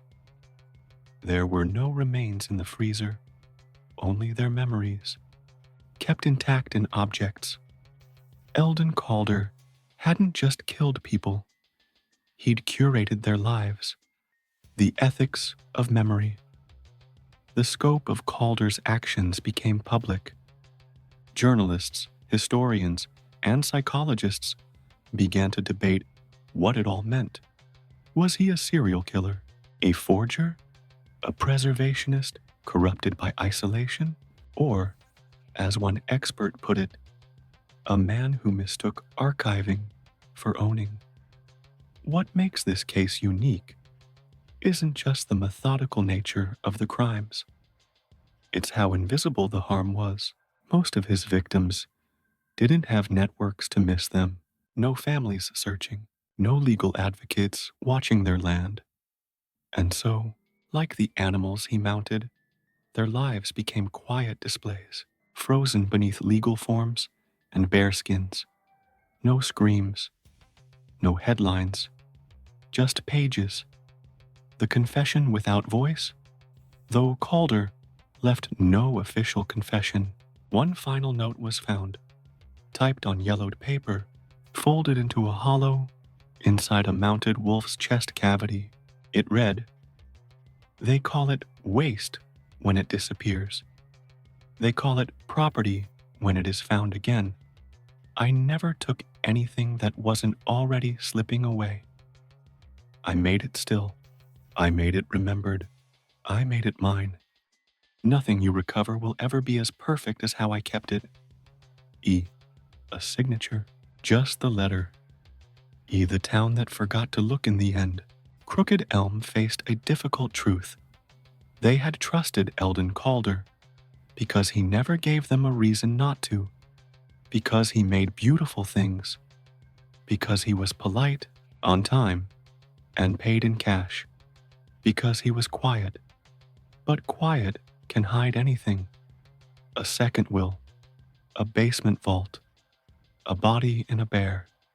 The story of Eldon Calder, once a local artisan taxidermist, had transformed into a study in quiet control, not just over dead animals, but over living people's lives, assets, and ultimately their memories. As the forensic sweep of his workshop drew to a close, and the town of Crooked Elm slowly exhaled, investigators were left with more questions than indictments. How many people had vanished into his preservation system? How long had he been building his private archive of erased humans? And why did no one see it coming? But the final stage of the investigation would answer at least one of those questions. Not with bodies, but with paperwork. Because for Eldon Calder, the truth was never in the grave.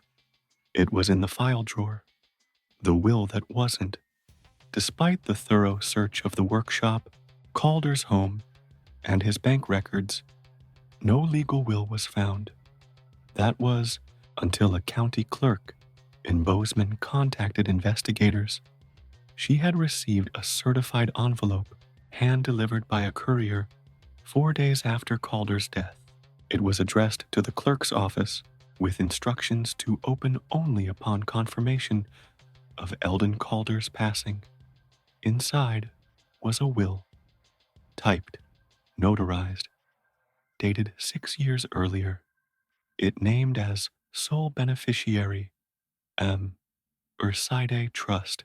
In perpetuity, the trust wasn't a person, it was a legal entity set up by Calder himself in 2004 through an out-of-state attorney in Nevada.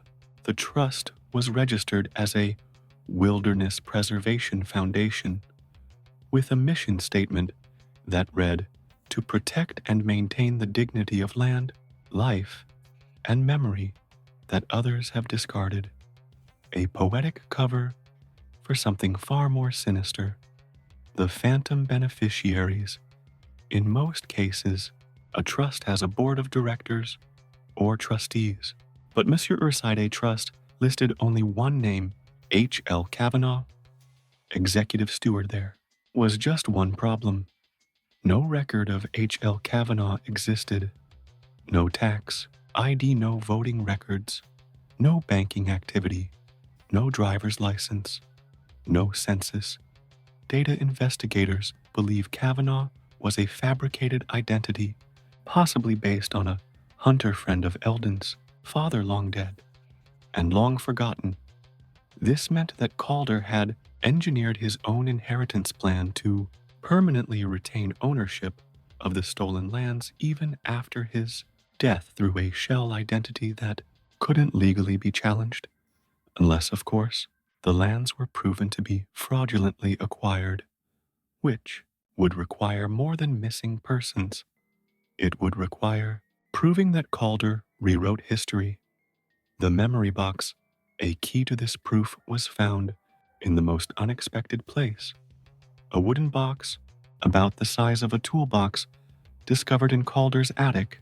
It was wrapped in brown paper, stamped with wax, and labeled Mammals Memory Set. Inside were 15 cassette tapes, each labeled with a first name and a year, a simple hand crank recorder, and a handwritten index card. Audio confirmations, consent log, verbal, no edits. The tapes were not coercive. In fact, they were shockingly calm. On each one, a voice, sometimes quivering, sometimes weary, could be heard giving verbal consent to CD property rights for the sake of continuity and preservation. But in many of the tapes, the individual was clearly confused, intoxicated, or sleepy. One tape featured a woman's voice. I think this is okay. You said you'd help with the paperwork. I just want the noise to stop. Another, a man. You said this is legal.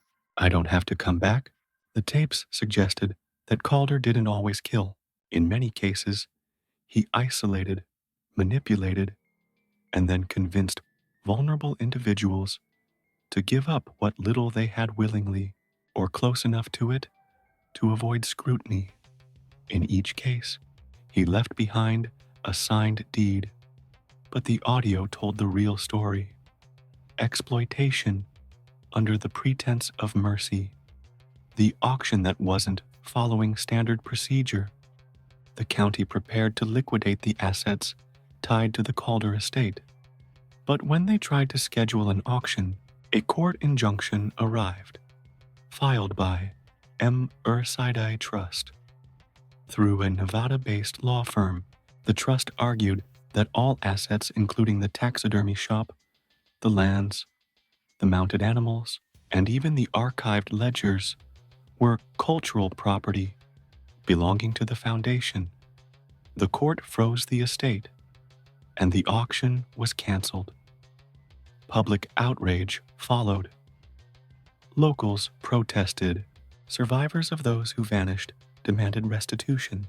The state attorney general's office was brought in, and after weeks of legal wrangling, a judge ordered an emergency review of every property transfer tied to Calder or M. Ursidai over the past 30 years.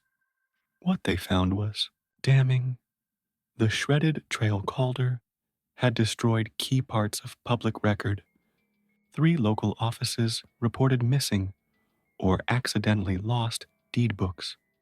One clerk recalled a man offering to help digitize older property files, a man who fit Calder's description. Handwritten logs dating back to the early 1990s had pages sliced neatly out with a razor blade.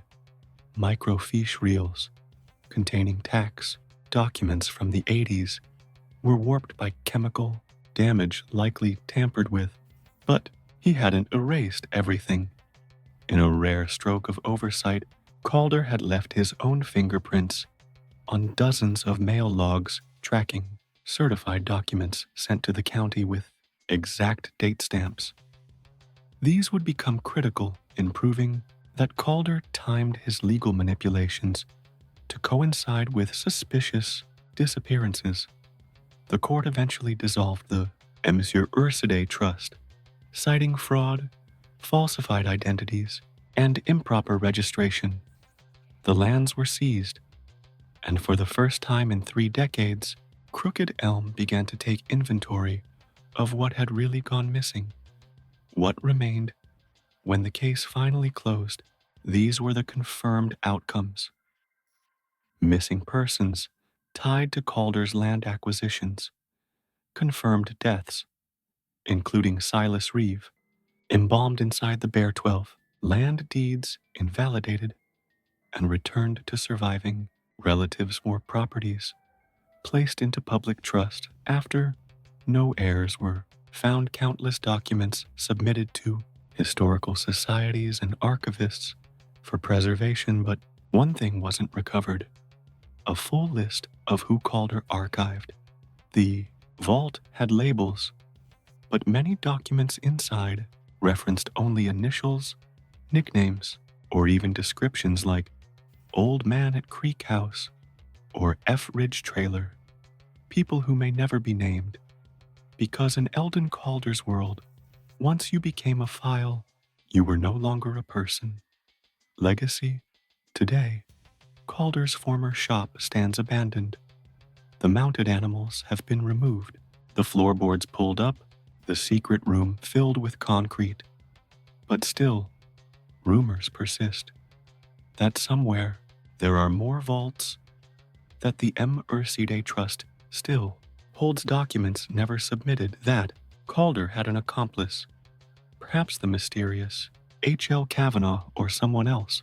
Entirely, no evidence of such a person has been found, but locals still speak of a pickup truck seen leaving the workshop late at night, The weak Calder died, driven by someone not him. Final thought. Eldon Calder lived a life of stillness, still bodies, still documents, still voices. He didn't chase chaos. He curated it and then stitched it into silence. And like the bear he preserved, with a man inside, he left behind a town that now wonders, what else have we mounted on the wall without ever asking what it cost? In the fall of 2011, the sleepy riverfront town of Lansdale, Michigan, population 7,100, found itself receiving an unexpected civic honor, the National Literacy Engagement Award. The reason? Its local public library had, according to the federal statistics, achieved a 387% increase in community engagement and operating budget efficiency over a 5-year span. The library board accepted the award with polite humility, but not everyone was clapping. Some of the townsfolk whispered, "Nobody goes in there anymore. At least, not for books." They were right. The Bennington Public Library had become something else entirely. A library too quiet. Built in 1949, the Bennington Public Library sat in a quiet corner of Lansdale.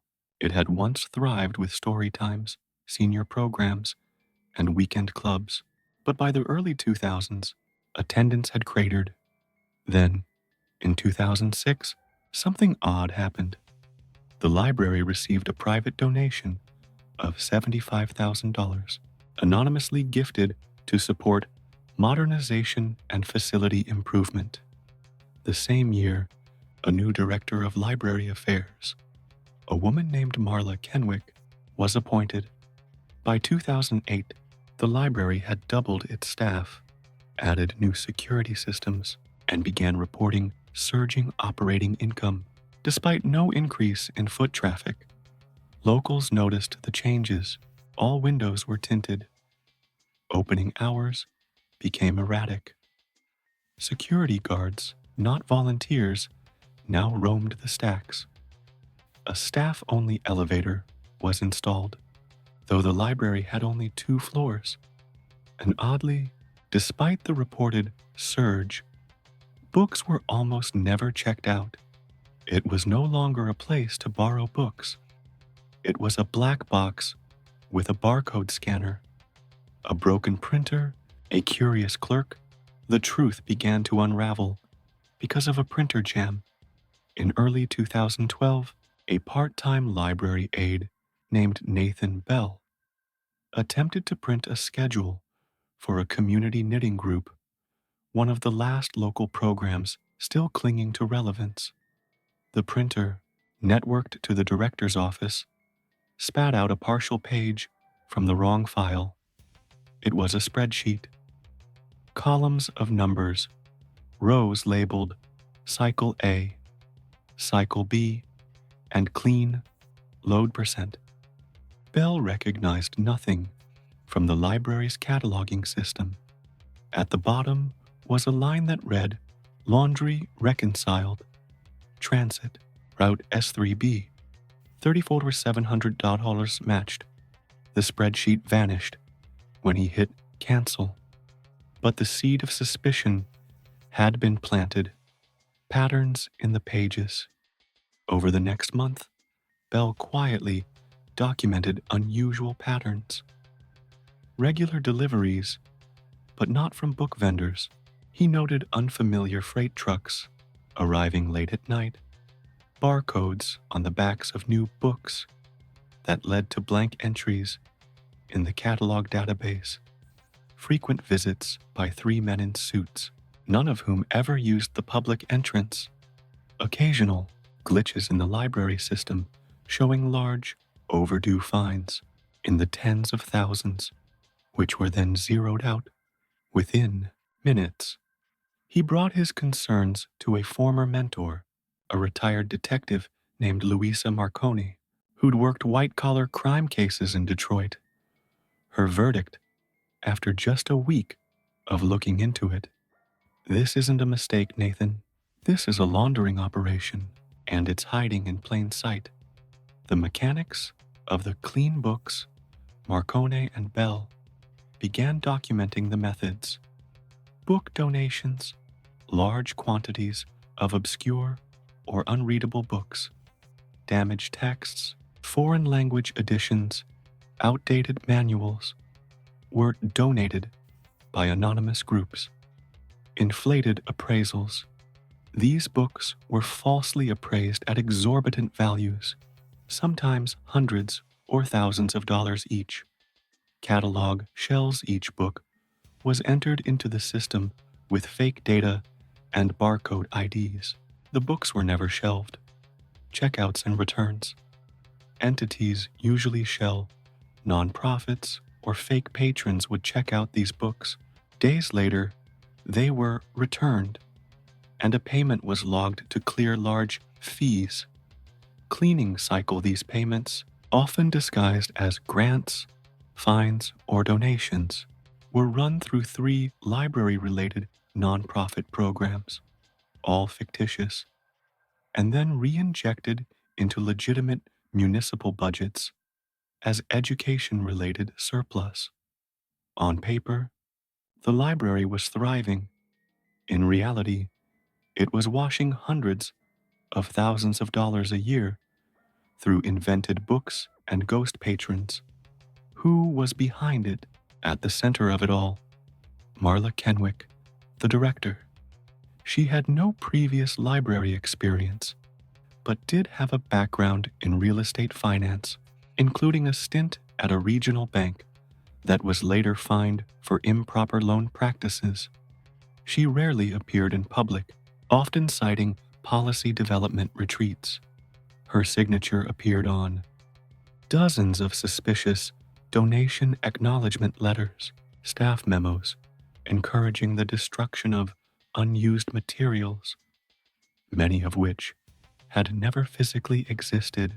Private consulting agreement between the library and a shell company called Inkshelve Consulting, registered in Delaware and listed as a literacy research firm. All paths, digital and paper, looped back to her. The town's 2 faces. By the time Marcone and Bell prepared to go to authorities, Lansdale was divided. Some locals had started to suspect something was off, but others saw the revitalized library as a symbol of economic pride. After all, hadn't it won a national award? The mayor, whose cousin worked part-time at the library, dismissed concerns as conspiracy chatter. But then came the utility bills. Marconi requested public records for the library's water and electricity usage. Despite having almost no public foot traffic, the building was drawing nearly 5 times the expected power for its size, and the water usage off the charts. Why?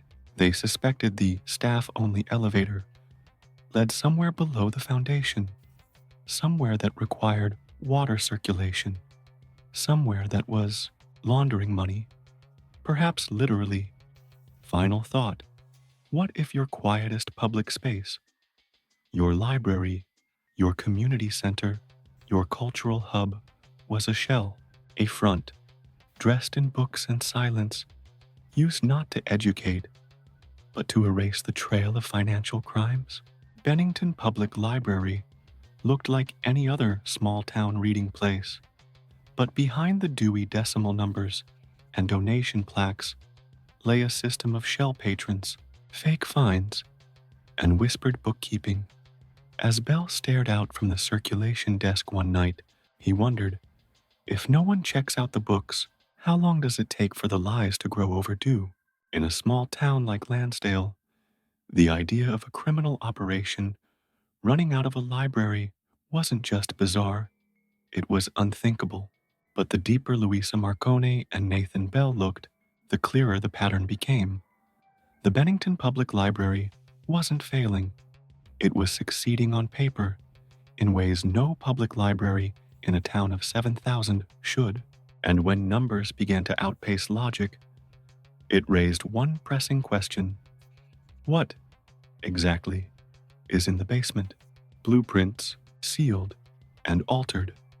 The first major breakthrough came when Marconi submitted a FOIA request for the original blueprints of the library. Public records showed that the Bennington Library had only 2 levels: ground floor, public area with stacks, offices, and a reading room. Sublevel 1, storage, boiler room, and outdated archives. But the elevator, which had been installed only 6 years prior, had 3 access keys. There was no record of a third level in the town's inspection logs, nor any permits filed for expansion, and yet the elevator had a B2 button.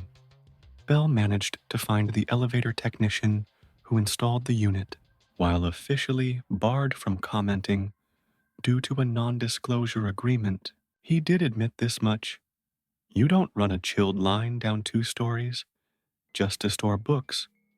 Whatever they put down there, it's climate controlled, and it's sealed like a bank vault. The hidden floor one night in March 2012, after weeks of observation, Marconi and Bell caught their break. A late delivery truck, a white van marked Baystream Office Supplies, arrived just after 2:00 a.m. 2 men offloaded 6 sealed bins, each the size of carry-on luggage, marked Archival Tech. They entered the library through a rear service door, using a keycard. Bell, hiding in his car nearby, took photos. 3 minutes later, the elevator descended, but it didn't stop at sub-level 1. It went to B2. It did not return for over 35 minutes. The basement that wasn't a basement, using public utility reports and blueprints. Marconi built a theoretical footprint of the structure beneath the library. It extended 28 feet deeper than the sub-level boiler room, enough for an additional full floor, roughly 800 square feet. No zoning permits existed for such construction. So how did it get built? A search into county commission reports unearthed a contract from 2009 filed under a generic infrastructure grant for wastewater system retrofitting. The contractor, Tudor and Keene Engineering, a firm based in Ohio with no online presence and no client references, but which had secured over $3 million in contracts across the Midwest, mostly for vague municipal projects. It appeared the floor had been built using federal infrastructure funds under a false environmental permit, the same method used in certain cartel towns in Mexico to build underground cash sorting rooms. What happens in B2? Unable to access the elevator or the mysterious B2 level, Marconi and Bell turned to a third source: sound. They placed a digital sound recorder just beneath the elevator shaft, on sub-level 1, hidden behind unused shelving. For the next 2 weeks, they gathered audio data. What they heard stunned them: the hiss of pressurized air, the low hum of cooling systems, voices muffled, deliberate, never raised, and, most curious of all, the rhythmic beeping of scanners or counting machines.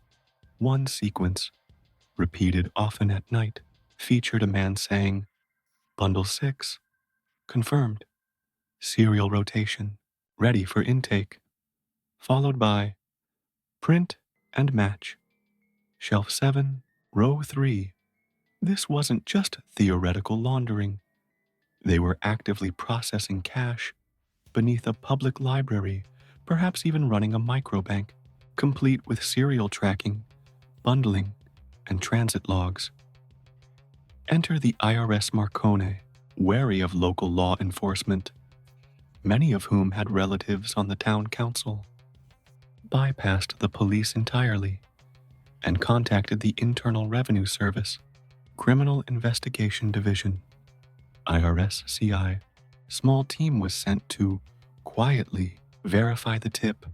After just 2 weeks of preliminary surveillance, they initiated Operation Silent Spine, a full investigation into the Bennington Public Library, its director, and its affiliated shell entities.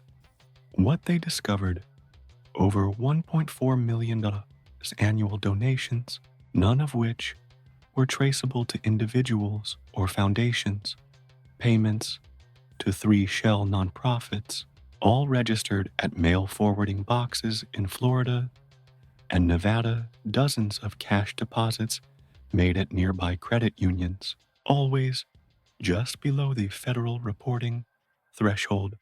A paper trail linking library expenditures to Tudor and Keene Engineering, which IRS agents now suspected was a front company for cash-based laundering.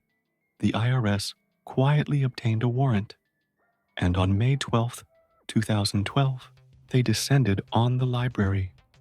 But what they found was complicated. The clean room agents entered the B2 level through the elevator, escorted by federal locksmiths.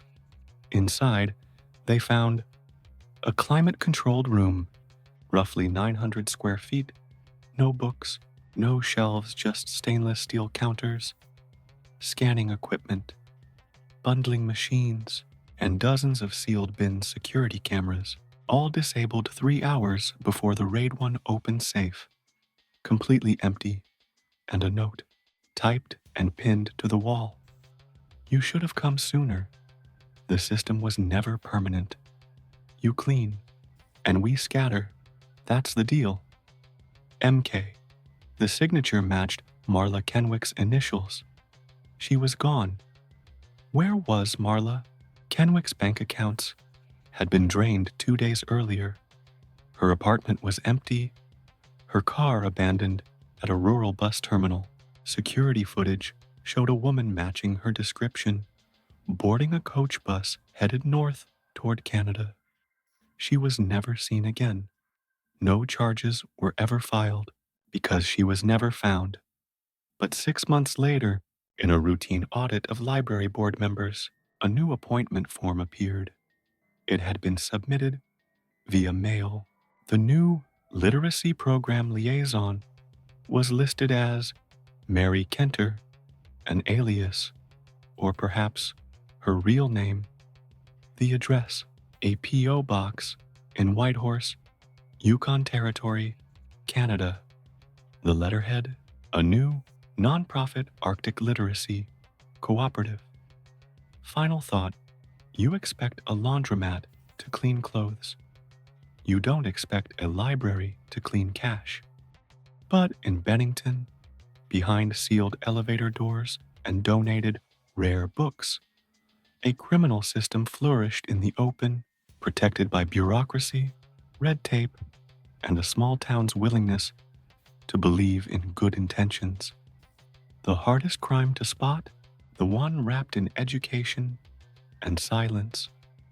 And as the real books sat untouched and forgotten on the shelves, the fake ones kept moving, scanned, bundled, and erased, until the elevator stopped, and the floor below the library became a tomb of ledgers without authors. The elevator shaft had gone quiet. The machines were turned off. The clean room had been stripped. But even as Marla Kenwick, or Mary Kenter, vanished across a border, the case was far from closed. The Bennington Public Library was shuttered within a month of the IRS raid. Its doors were locked under federal injunction, but the real story was only just beginning to surface, not in safes or vaults, but in metadata.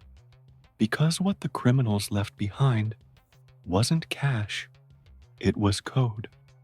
The digital ghosts of Bennington, when IRS-CI and forensic accountants began digging through the library's digital infrastructure, they uncovered a trove of anomalous user activity dating back to 2008. Here's what stood out. The library's patron database listed 1,304 users, nearly double the entire population of Lansdale. Over 60% of accounts had no address or phone number on file. Of those, 90% never checked out a book, but all had fines, some totaling as much as $9,000 fines. Yes, but they weren't overdue charges for Charlotte's Web. They were fabricated entries, often tied to non-existent books with inflated special collection fees, allowing the laundering ring to show legitimate incoming funds from supposed patrons. And it was all scripted. A back-end system called PageTurner 9.3, supposedly an open-source library CMS, had been modified with custom scripts, auto-generating fake patrons, logging automated checkouts, and returns creating fine forgiveness, activity to show goodwill, and explain write-offs, most crucially, triggering cleaning events every 2 weeks, labeled internally as flash read cycles. Investigators quickly determined the system had been installed with backdoor remote access, meaning Kenwick or her associates could alter records from anywhere. The IRS dubbed it Ghost Patron Laundering, a public-facing literacy program with 0 actual readers. The real money movement with help from the FBI's Financial Crimes Division. Analysts traced the actual flow of money from the library to laundering endpoints. Donations, money entered via donations or patron payments. Source, mostly cash, occasionally bank checks from shell companies in Delaware, Florida, and Nevada. Ghost processing deposited into the library's bank account, then quickly transferred out as payments to contractors or nonprofit partners. Nonprofit transfers. These groups, including Inkshelf, Read Forward Trust, and Shelfline Cooperative, then dispersed funds into artificial budget lines at small education-focused firms across the Midwest, and Pacific Northwest conversion points funds were then used to purchase real estate, art, or even cryptocurrency. Some funds looped back into legitimate public programs, completing the appearance of civic enrichment.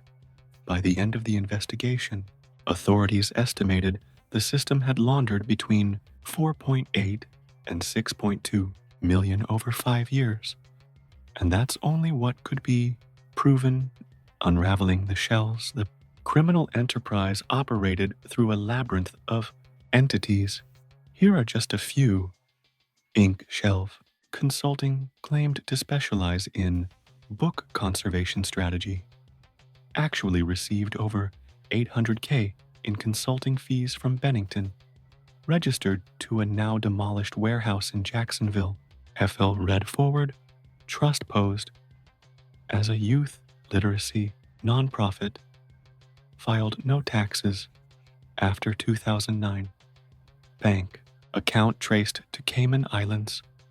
Shelfline cooperative registered to a law firm that also handled offshore trusts.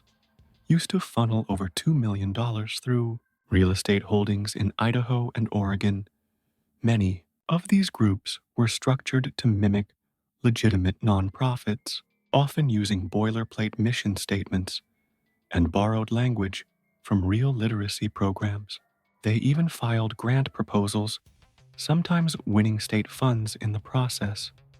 This wasn't just theft. It was systemic fraud that borrowed credibility from libraries, nonprofits, and the illusion of public good. Town fallout. The town of Lansdale was rocked. The mayor resigned under suspicion of knowingly overlooking grant anomalies. 3. Library board members were fined for failing to report irregularities in operations. 1. City council member was indicted for wire fraud, having facilitated a backdoor real estate deal through one of the shell groups. Nathan Bell, the clerk who first noticed the strange printout, became an unlikely local hero. But he declined interviews. He told a friend, "It was never about heroics. I just wanted to know why we had a scanner, but no books." The town reopened the library 2 years later, this time under full county management. The elevator was removed. The basement was filled with concrete, but not before becoming the subject of urban legend. Locals still speak of the floor that never existed. Where was Kenwick? The trail of Marla Kenwick, or Mary Kenter, eventually went cold. Interpol issued a person of interest flag, and Canadian authorities cooperated in investigating the Yukon-based nonprofit where she was last linked. But by the time agents arrived at the address, the office was empty. A single item remained: a stamped envelope, unopened, addressed to Nathan Belsent from Vancouver, dated 2 weeks prior. Inside, a single line, printed on heavy paper: "You were always good at seeing through fiction."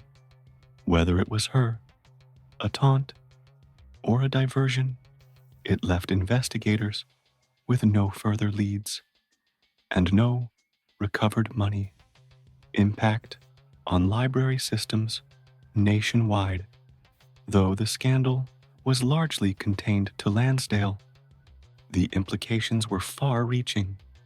A national audit of small public libraries soon uncovered similar systems using modified page-turner software for shell nonprofits linked to other suspicious municipal contracts at least $11 million in unaccounted donations routed through obscure education fronts. New legislation was drafted requiring full transparency of donation records for publicly funded libraries, federal review for high-dollar grants to small institutions, mandatory third-party audits for any library receiving over $250,000 annually.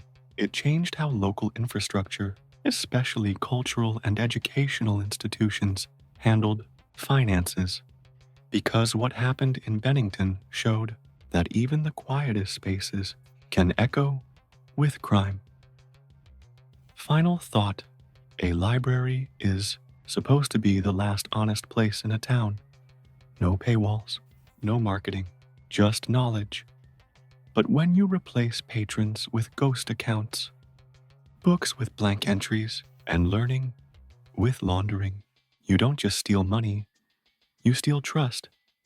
And trust, like a returned book, only matters if it's real. So the next time you scan your card at a self-checkout kiosk, ask yourself, is the system reading you or writing something else entirely? You walk past a locksmith shop every day, a narrow storefront, an open door, a little bell that jingles when customers enter.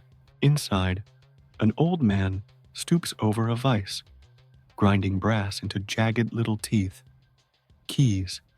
Nothing suspicious, nothing remarkable, unless you were in Ozona, Texas, in the early 2000s, where the man cutting keys was also unlocking safes no one knew were missing and timing his movements with a precision that would rival a Swiss watchmaker. This is the story of Elias Brenner, the locksmith who learned how to bend time, break schedules, and slip through windows the world didn't realize were left open. The man who made his own time, Elias Brenner, opened Brenner's Lock and Watch in Ozona in 1998. He claimed to have learned his trade in Germany, though no one could verify it. What made him stand out wasn't his skill with keys, though he was good, but his obsession with time. He had clocks everywhere: wind-up, grandfather clocks, marine, chronometers, broken digital watches. He insisted on restoring a wall of test clocks synchronized to various time zones. He claimed He could feel seconds slip, that a person's life rhythm could be tuned like a metronome. Locals humored him. Eccentric old man was the general consensus. But then, the safe jobs started showing up. The first job, the oil office break-on, April 6th, 2001, Crosby Energy Services, a small oil field services company outside Ozona, reported a break-in, but nothing had been taken. Not exactly. The office had not been ransacked. No windows were broken. The security system, a simple motion detector linked to the sheriff's office, never tripped. And yet, the safe was open. All $48,000 in monthly payroll was missing. The oddest detail? The safe's dial was intact.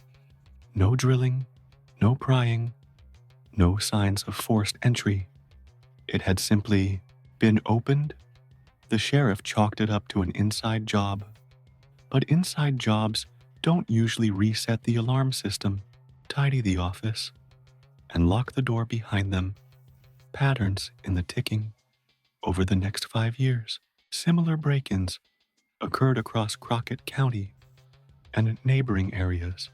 A veterinarian's office missing $12,000 in narcotic samples, grain co-op whose cash reserves vanished during harvest week, tax preparation firm cleaned out during a Friday night storm security system offline, but safe unopened in total, 9 cases all unexplained. No fingerprints, no forced entry. The FBI got involved after the 4th case, suspecting organized criminal activity. But there was no pattern, except one.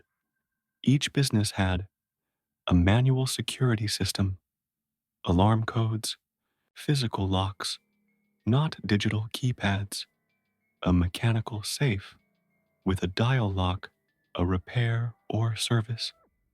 Visit logged within 4 months of the incident, and strangely, at least one clock or timepiece on site that had recently been fixed. That's when a young agent named Renee Alston stumbled onto a strange connection. All the serviced clocks had been repaired by Brenner's Lock and Watch. More than just locks. Agent Alston began tracking Brenner's movements. She discovered that his locksmith business was only half the story. His real passion, his obsession was horology, the science of measuring time. He held private certifications from obscure European watchmaking guilds and had once delivered a lecture titled The Chronometric Signature of Habitable Patterns. In it, he argued that time could be used to predict human security behavior, that given a window of access, most people would choose predictably inefficient time slots, and that burglary could become a science of patience. His thesis wasn't theoretical. It was a blueprint. The locksmith's secret, synchronizing. Crime Alston began visiting the businesses that had been hit. She found something remarkable. Each place had at least one clock that was just slightly off by exactly 43 seconds. She dug into phone records, invoices, and service calls. Each time Brenner was called to fix a safe, rekey a door, or adjust a lock, he also offered to synchronize the office clocks. He claimed he wanted everything to match for professional reasons. What he actually did, he inserted a timing error into the security behavior of his victims. Here's how it worked. Most manual alarm systems require a code to be entered within a 30-second window of entry. By shifting the clocks just enough and knowing the internal delay timers, he could enter a facility during what appeared to be a safe window, but was actually out of sync. The system would see a delay. The operator would think all was normal, but Brenner would be inside silent, timed to the second opening, a safe he had already examined months earlier, often while repairing a lock or delivering a new combination dial. He wasn't cracking safes. He was pre-programming them to open the break-in. The Chainbrenner might have gone undetected forever, if not for one failed job. In 2006, a new dentist's office in Sanderson, TX, was hit, same MO. But this time, the dentist had just installed a new digital timestamp camera system, part of a beta program for insurance purposes. It captured footage of a figure in coveralls entering at 3:14 a.m., standing still for 5 minutes, then walking directly to the safe without hesitation. The safe opened on the first attempt. The image was blurry, but it caught a reflection in the glass cabinet. A wristwatch, and not just any watch, a vintage Breguet Type X, extremely rare, only a handful known in the region. One of them, owned by a locksmith in Ozona. Final thought Brenner was never arrested. By the time the FBI issued a warrant, his shop was empty, his clocks all gone, no forwarding address, no fingerprints, just a wall where a map used to hang pushpins, marking more than a dozen counties. They called him the time thief. But he didn't steal time. He used it, manipulated it. He made seconds work in his favor, turning routines into blind spots and trust into vulnerability. What if your life was off by just 43 seconds? Would you notice, or would the locksmith walk in and out while your clocks ticked comfortably out of sync? By the time Elias Brenner vanished from Ozona, Texas, in late 2006, he'd already moved through the town like vapor. No digital trail, no credit cards, no online profiles, only handwritten invoices, analog schematics, and cash payments. It was almost as though he'd been rehearsing his own disappearance for years. But what he left behind in the cracks of routines, in the silence of misaligned clocks, told a deeper story. One not just of precision and opportunity, but of method. Agent Renee Alston, the FBI's lead investigator on what was now called Case Phantom Watch, believed that Brenner wasn't just a clever thief. He was the first criminal in the Bureau's files to weaponize temporal assumptions, and she intended to chart his blueprint.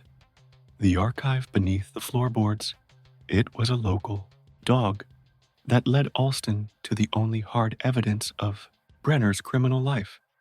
In late 2006, the new owners of Brenner's old locksmith shop, a couple hoping to turn it into a bakery, discovered their dog barking furiously at a loose floorboard behind the old register desk. When the plank was removed, they found a false compartment built neatly between joists.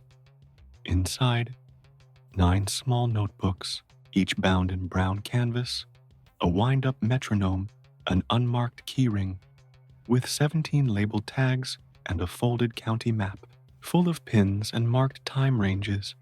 The notebooks were immediately turned over to authorities. What they revealed was unprecedented. The Crescendo Journals. Each notebook was labeled only by a date range, all covering periods from 1999 to 2006.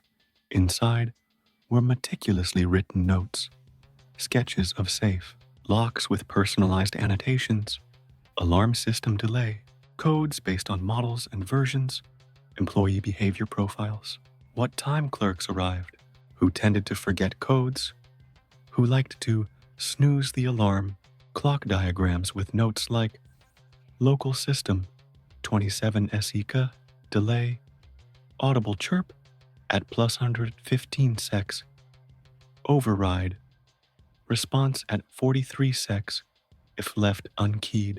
Each entry concluded with a simple word, crescendo, followed by a date and time. Alston realized this was Brenner's terminology for the execution window, the exact moment when all components aligned for a silent, safe theft. But more than logistics, what struck Alston were the philosophical entries scattered between calculations. One note read, "People trust time because it doesn't speak. They never question whether the second hand is honest." Another, "All systems hum before they sleep. That's when the silence listens." He wasn't just breaking in, he was composing each heist like a musical performance. Master key rings and mental maps. The key ring contained 17 keys, each tagged with cryptic names: Echo Hall, Amber 6A, Top Hat, Back Access, BL Never Forget, Skip Third Click. None corresponded to known business names. Alston cross-referenced these with businesses in the regions marked on the map. Over time, she matched at least 11 keys to real lock systems of offices or supply depots that had experienced unexplained break-ins between 2000 2005. One key, labeled 6W Midnight, matched the back door of Wilkins Surveying, a mapping firm in Del Rio. In 2003, they'd reported the theft of backup drives containing land title deeds worth millions in development deals. No one had suspected a burglary.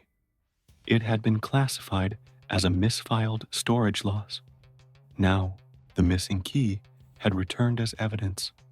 The unknown victims Alston began tracking businesses across Texas with similar characteristics: manual safes, analog alarm systems, recent, undocumented clock or lock repairs, late-night cleaning crews, or minimal night staffing. She compiled a list of 43 locations. Only Nina had ever filed police reports. The rest had either written off the losses internally, blamed employees, failed to even notice small-scale thefts. Some businesses even rehired Brenner years later, unknowingly inviting the same vulnerability back in. This wasn't opportunism, it was choreography. Brenner's tuning fork theory. In one of the final notebook entries, Brenner detailed what he called his tuning fork hypothesis. Every system vibrates. People, locks, schedules. Find the frequency, and it opens without force. He claimed most businesses unconsciously fall into predictable time loops. The assistant who resets the alarm at exactly 5:58 p.m. The delivery driver who arrives 8 minutes early every Monday. The janitor who takes a smoke break between 3:07 and 3:17 a.m. All of these created invisible entry windows. Brenner used clocks not to trick alarms, but to map these vibrations down to the second. And when all the variables aligned, he stepped in. The missing years. By 2007, the case had gone cold again.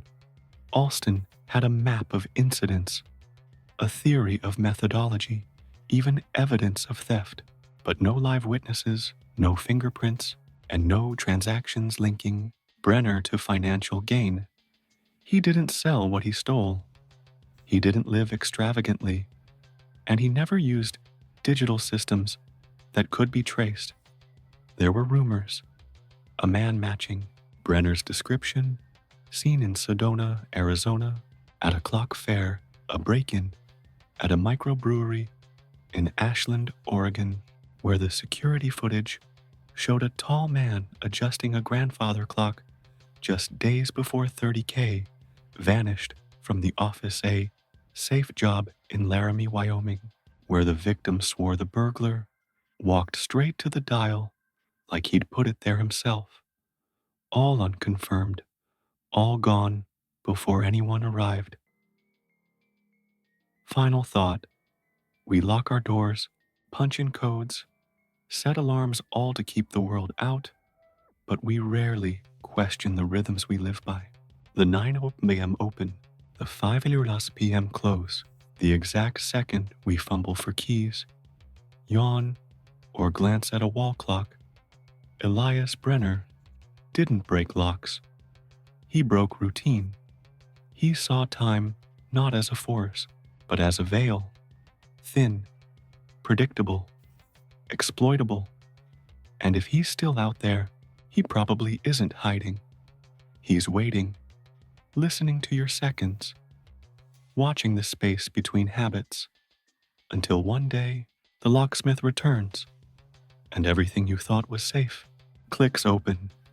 The year was 2009, and Agent Renee Alston was close to giving up. After years of poring over Elias Brenner's notebooks, business logs, and witness statements, she had enough circumstantial evidence to create a timeline, but not a conviction. Because what do you do when your suspect doesn't exist in official time? No digital fingerprints, no tax records, no driver's license or voting history, and every traceable moment of his activity was orchestrated to disappear as soon as it appeared. Until one cold February morning, the phone rang. A clock in Geneva. The call came from the Musée d'Horlogerie in Geneva, Switzerland. They'd been contacted anonymously about an unusual marine chronometer, an ultra-rare 18th century Breguet piece believed lost in the 1950s. The man who delivered it to the museum's vaults had refused to identify himself, offering only a note. No machine should be forgotten for doing what it was made to do. The watch was delivered in a hand-stitched leather case, stamped discreetly with the initials E.B. Geneva authorities reached out to Interpol, who in turn notified the FBI. The timing wasn't a coincidence. Inside the watch casing, hidden beneath the balance wheel, was a tiny microfilm packet. Agent Alston flew to Geneva. What she found rewrote the story. The final adjustment packet. The microfilm contained two things: a series of floor plans, not just businesses, but post offices, courthouses, and 2 city halls. A handwritten document titled Final Adjustment: The Ethics of Absence. This was Elias Brenner's manifesto. In it, he described his disgust with modern surveillance and the decay of manual trust, his belief that most security systems punished honesty more than crime, a philosophy of what he called consequence-neutral theft, stealing only when victims wouldn't notice or be harmed, trimming fat, not flesh. He wrote, "The world no longer sees you unless you're noisy. I preferred to be precise." The manifesto also claimed that his crimes were never about greed. "I took only what wouldn't be missed and left clocks better than I found them." Whether that was true or self-justification, Alston couldn't be sure. But the microfilm offered another shock. One blueprint was for a facility not yet built. The Heist. That wasn't one. Of the schematics matched a proposed regional federal archive in Austin, Texas, a facility still under construction in 2009. It would eventually store confidential court documents, civil case records, and immigration files. The blueprint showed air duct paths, delay points in security sequences, and an entry protocol aligned with projected janitorial schedules. It was a future job, planned 3 years before the building would be operational. Who plans a break-in before the walls exist?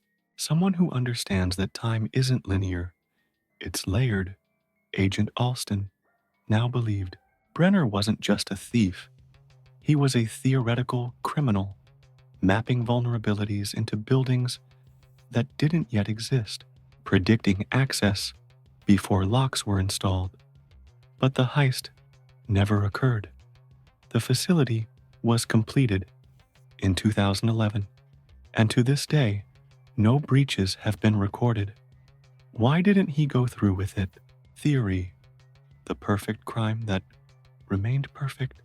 Some believe he walked away, that the ultimate crime, the one that completed his legacy, was never actually committed. He simply mapped it, left the instructions behind, and walked into the mythos.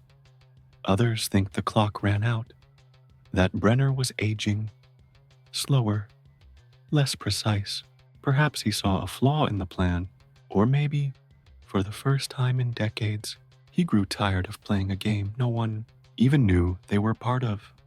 One FBI analyst coined the theory of passive ghosting, the idea that Brenner transitioned from active crime to ideological seeding.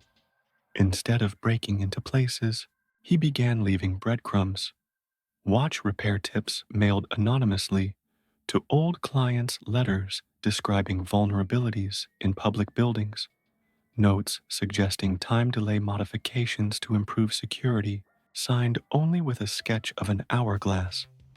He wasn't robbing anymore. He was teaching. The clockmaker's legacy. By 2015, the locksmith who stole time had become urban legend in Texas crime circles. Podcasts speculated he was still alive, possibly living under an alias in Lisbon or Eastern Europe. Others swore he was dead, buried in some desert shack, surrounded by clocks still ticking. The FBI officially closed Case Phantom Watch in 2017. Alston retired shortly after. She gave one final interview, off the record, to a local paper. When asked what she believed happened to Brenner, she said, "I think he found the one place that doesn't record time, that space between action and consequence, that half second where the world blinks and someone steps through."